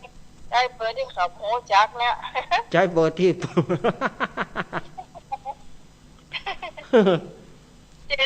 ิ่งเจมันทอดพี่ผมได้แต่ว่าแม่นอนเจทอดพี่ผมได้วัดปิดไม่โทรหายใจอย่างนี้เนาะครับเจ้าพวกยายพรข้างกับเป็นวัดโทเนาะเจ้าก็ถ้ายายพรโทรมาเจก็บอกเพื่อเห็นเนอะถ้าปานไม่ได้ยายพรจ่ายมาเหตุดีๆเนอะกลับไปชื่อตัวเจ้าคนนั้นคนนี้เนอะเจ้าอันตีเงินนะเจ้าสวัสดีเจ้าครับขอบคุณปี่พิสมัยหัวหน้าทีมธรรมะคลายเครียดท่านหัวหน้าวางละหัวหน้าทีมงานธรรมะคลายเครียดเสาร์อาทิตย์ก็ยังจัดกันระบบ YouTube ระบบ Facebook ยังได้จัดกันในภายในถือว่าจัดกันภายในแวดวงบันเทิงทีมงานของอาตมาก็ยังแน่นเหนียวอยู่เนอะแต่มันก็อาจจะเป็นอุปสรรคบางอย่างถ้ามันเป็นฟ้าเป็นฝนนี่นะอาตมากลัวนะอันหมู่นี่มันก็ชอบจะมาวันเสาร์วันอาทิตย์นะศรัทธาญาติโยมถ้าบ่ใจวันเสาร์วันอาทิตย์ก็บอกให้มีถ้าเป็นวันเสาร์วันอาทิตย์ก็ฮิจะขลุ่งขล่างอาตมาก็ต้องมันอาจจะเป็นช่วงเนี้ยมันช่วงเข้าพรรษาเข้าไปช่วงพรรษาเข้าไปถ้ามันบะเสี่ยงพฤศจิกาน่ะมันบะเสี่ยงหน้าฝนถ้ามันเสี่ยงพฤศจิกาไปแล้วมันเสี่ยงหน้าฝนละกอดกันหายใจลงแล้วเนอะหนาวแถมเมาะ ซัดหนองบางซัดหนองบางฮ้อนก็ฮ้อนหนาวก็หนาวเอ้าศรัทธาญาติโยมไผจะโทรหาอาตมาโทรได้อยู่เนอะ089-214-0135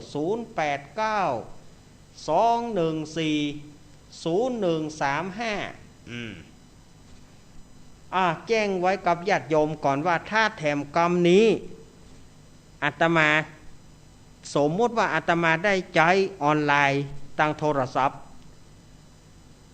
เบอร์ที่จะฮับหน้าไมค์ก็089นี่ละเนอะเพราะว่าอาตมามีเบอร์เฉพาะกิจละเบอร์เฉพาะกิจที่อาตมาจะเอาออนไลน์ถ้าหากว่าอาตมาได้จัดออนไลน์จัดอย่างนี้บัดเดี๋ยวนี้ก็อาตมาจะเปิดสาย089นี่ละเพราะว่าญาติโยมเปิ้น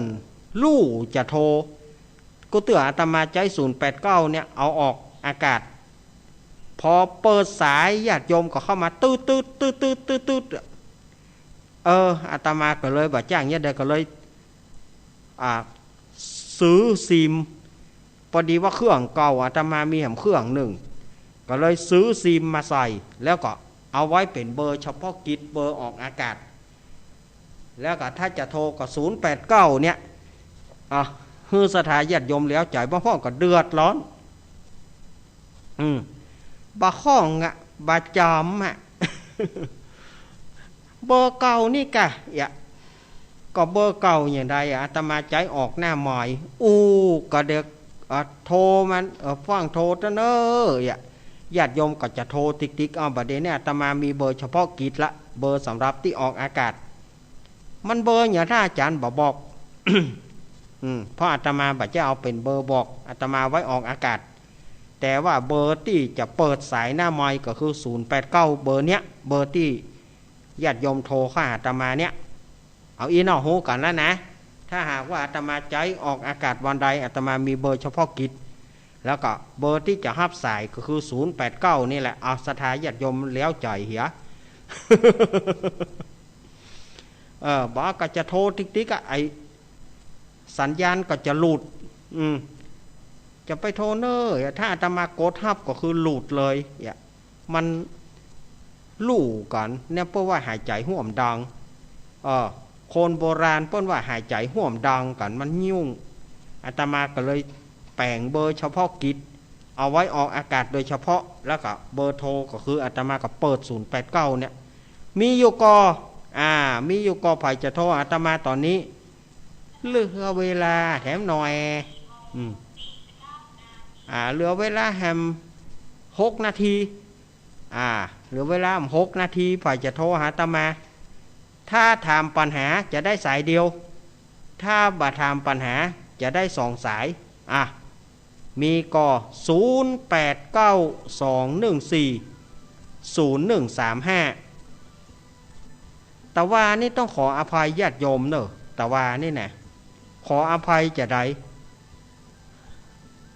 ไปมามันจะจามสุมาเตอะขั้นจะบอกเจกับบาตานต้องบิดออกหน้ามาพิ้วถ้าจะเข้าไม้สถาญาติเข้าวิทยุสถาญาติโยมพ่องเพราะว่าย่ำบอกคือเจปิดมันบาตานก็มันจะมาแล้วเนี่ยถ้าเป็นไม้ภาคสนามเนี่ยแควนกะอย่าง06แม่นั่น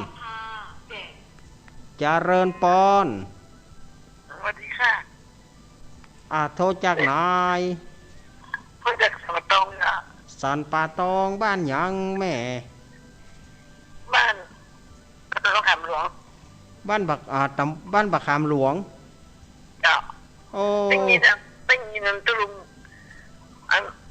ได้ทำม่วนดิม่วนดีเนาะบักขามหลวงชื่อแม่ยังแม่พินแม่พินนี่เนาะ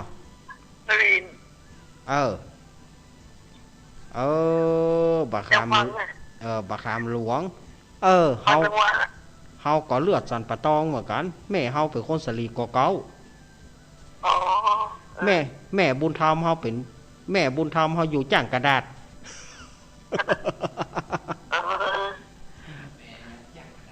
บ้านบะขามหลวงน้าเฮาก็ไปอยู่หั่นแล้วก็บ่ได้เปิ้นเสียไปละน้าโทมน้าโทมนี่ก็เป็นน้าเฮานั่นนะเปิ้นเสียไปละแม่ฮื้อกำลังใจเนาะยินดีเนอะแม่ฟังตลอดเนาะม่วนดีสาฟังกับไปตลอดเนอะยินดีเนอะแหมสักสายมีก็ฝ่ายจะมาปิดท้ายอาตมา0892140135โลกมันโกมสถาญาติโยมเหยเปิ้นโยมแม่นี่เปิ้นก็อยู่บ้านบะขามหลวงบ้านบะขามหลวงอำเภอสัมปะตองก็ใกล้กว่าเก่าฮะแต่ว่าแม่อยู่อันอย่างก็บ้านห้อยแต่ว่านะโยมแม่เปิ้นอยู่บ้านห้อยกับผ่านบ้านห้อยก็เข้ากว่าเก่าฮะนะแล้วแม่บุญธรรมเฮาอยู่จังกระดาษบ้านเดิมป้าอุ้ยแม่อุ้ยเฮาอยู่กว่าเก่านี่เฮาก็เลือดเจียงใหม่เกิงเลือดละปูนเกิงแม่เฮาเป็นคนสัมปะตองป้าอุ้ยแม่อุ้ยอยู่สัมปะตองมัน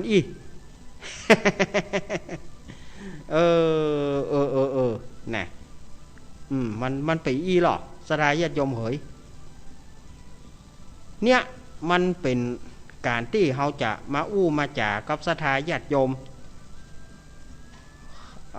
รายการของอาตมาเมื่อคืนแต่จะวันใดนั้นญาติโยมก้อยฟังไปเรื่อยๆบักการก็พูดก็การนะสถาญาติโยมมันถึง2 วันนะ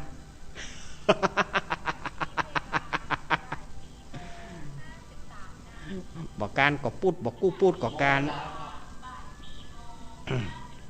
เอาละสถาญาติโยมเหยอาตมาไปก็เป็นม่วนไปแต่ว่าเวลามันหมดละปิดไหมยังมันต้องปิดละปิดแล้วมันจะต้องเปิดแถมมันกู้ขึ้นเนี่ยสถาญาติโยมเหยอันนี้ก็อาตมาภาพก็จะได้นำเอารายการอำลาจากสถาญาติโยมไปก่อนรายการสารธรรมยามบ่ายยามแรงนี้เอาไว้วันใดว่างอาตมาก็จะมาแซมวันใดว่างอาตมาจะมาแซมแล้วแต่ว่าเปิ่นจะกำหนดคือว่าวันไหนว่างเนอมาเนออาตมาจะมาแจมเอา พบกันวันว่างเหมือนรายการพ่อครูวันลบนำวงพรมที่96 พ่อครูวันลบเพื่อก่อปะกันวันว่างไหนเพื่อก่อเข้าหั่นอาตมาก็เหมือนกันนะยึดแนวทางของพ่อครูวันลบนำวงพรม วันนี้อาตมาลาไปก่อนเนอะเอาไว้โอกาสต่อไปก้อยมาปะกันใหม่วันนี้ก็ขอให้สถาญาติโยมเฮาอยู่ดีมีสุขขอขอบคุณทุกสถานีที่เอื้อเฟื้อเวลาให้กับอาตมาภาพก้าวกับผมกรรมใดที่ก้าวกับผมอาตมาภาพผิดไปด้วยประการฉันใดก็ดีตั้งใจก็ดีบ่ตั้งใจก็ดีขอสุมาอภัยกับสถาญาติโยมเนอะเอาไว้โอกาสหน้าก้อยปากันใหม่วันนี้โชคดีมีใจจงเป็นของสถาญาติโยมทุกท่านอภิวาทนาสีริสานิจังวุธาปัจจายโนจัตตารโอธรรมาวัฏันติอายุวโนสุขังพระลังขอเจริญปอน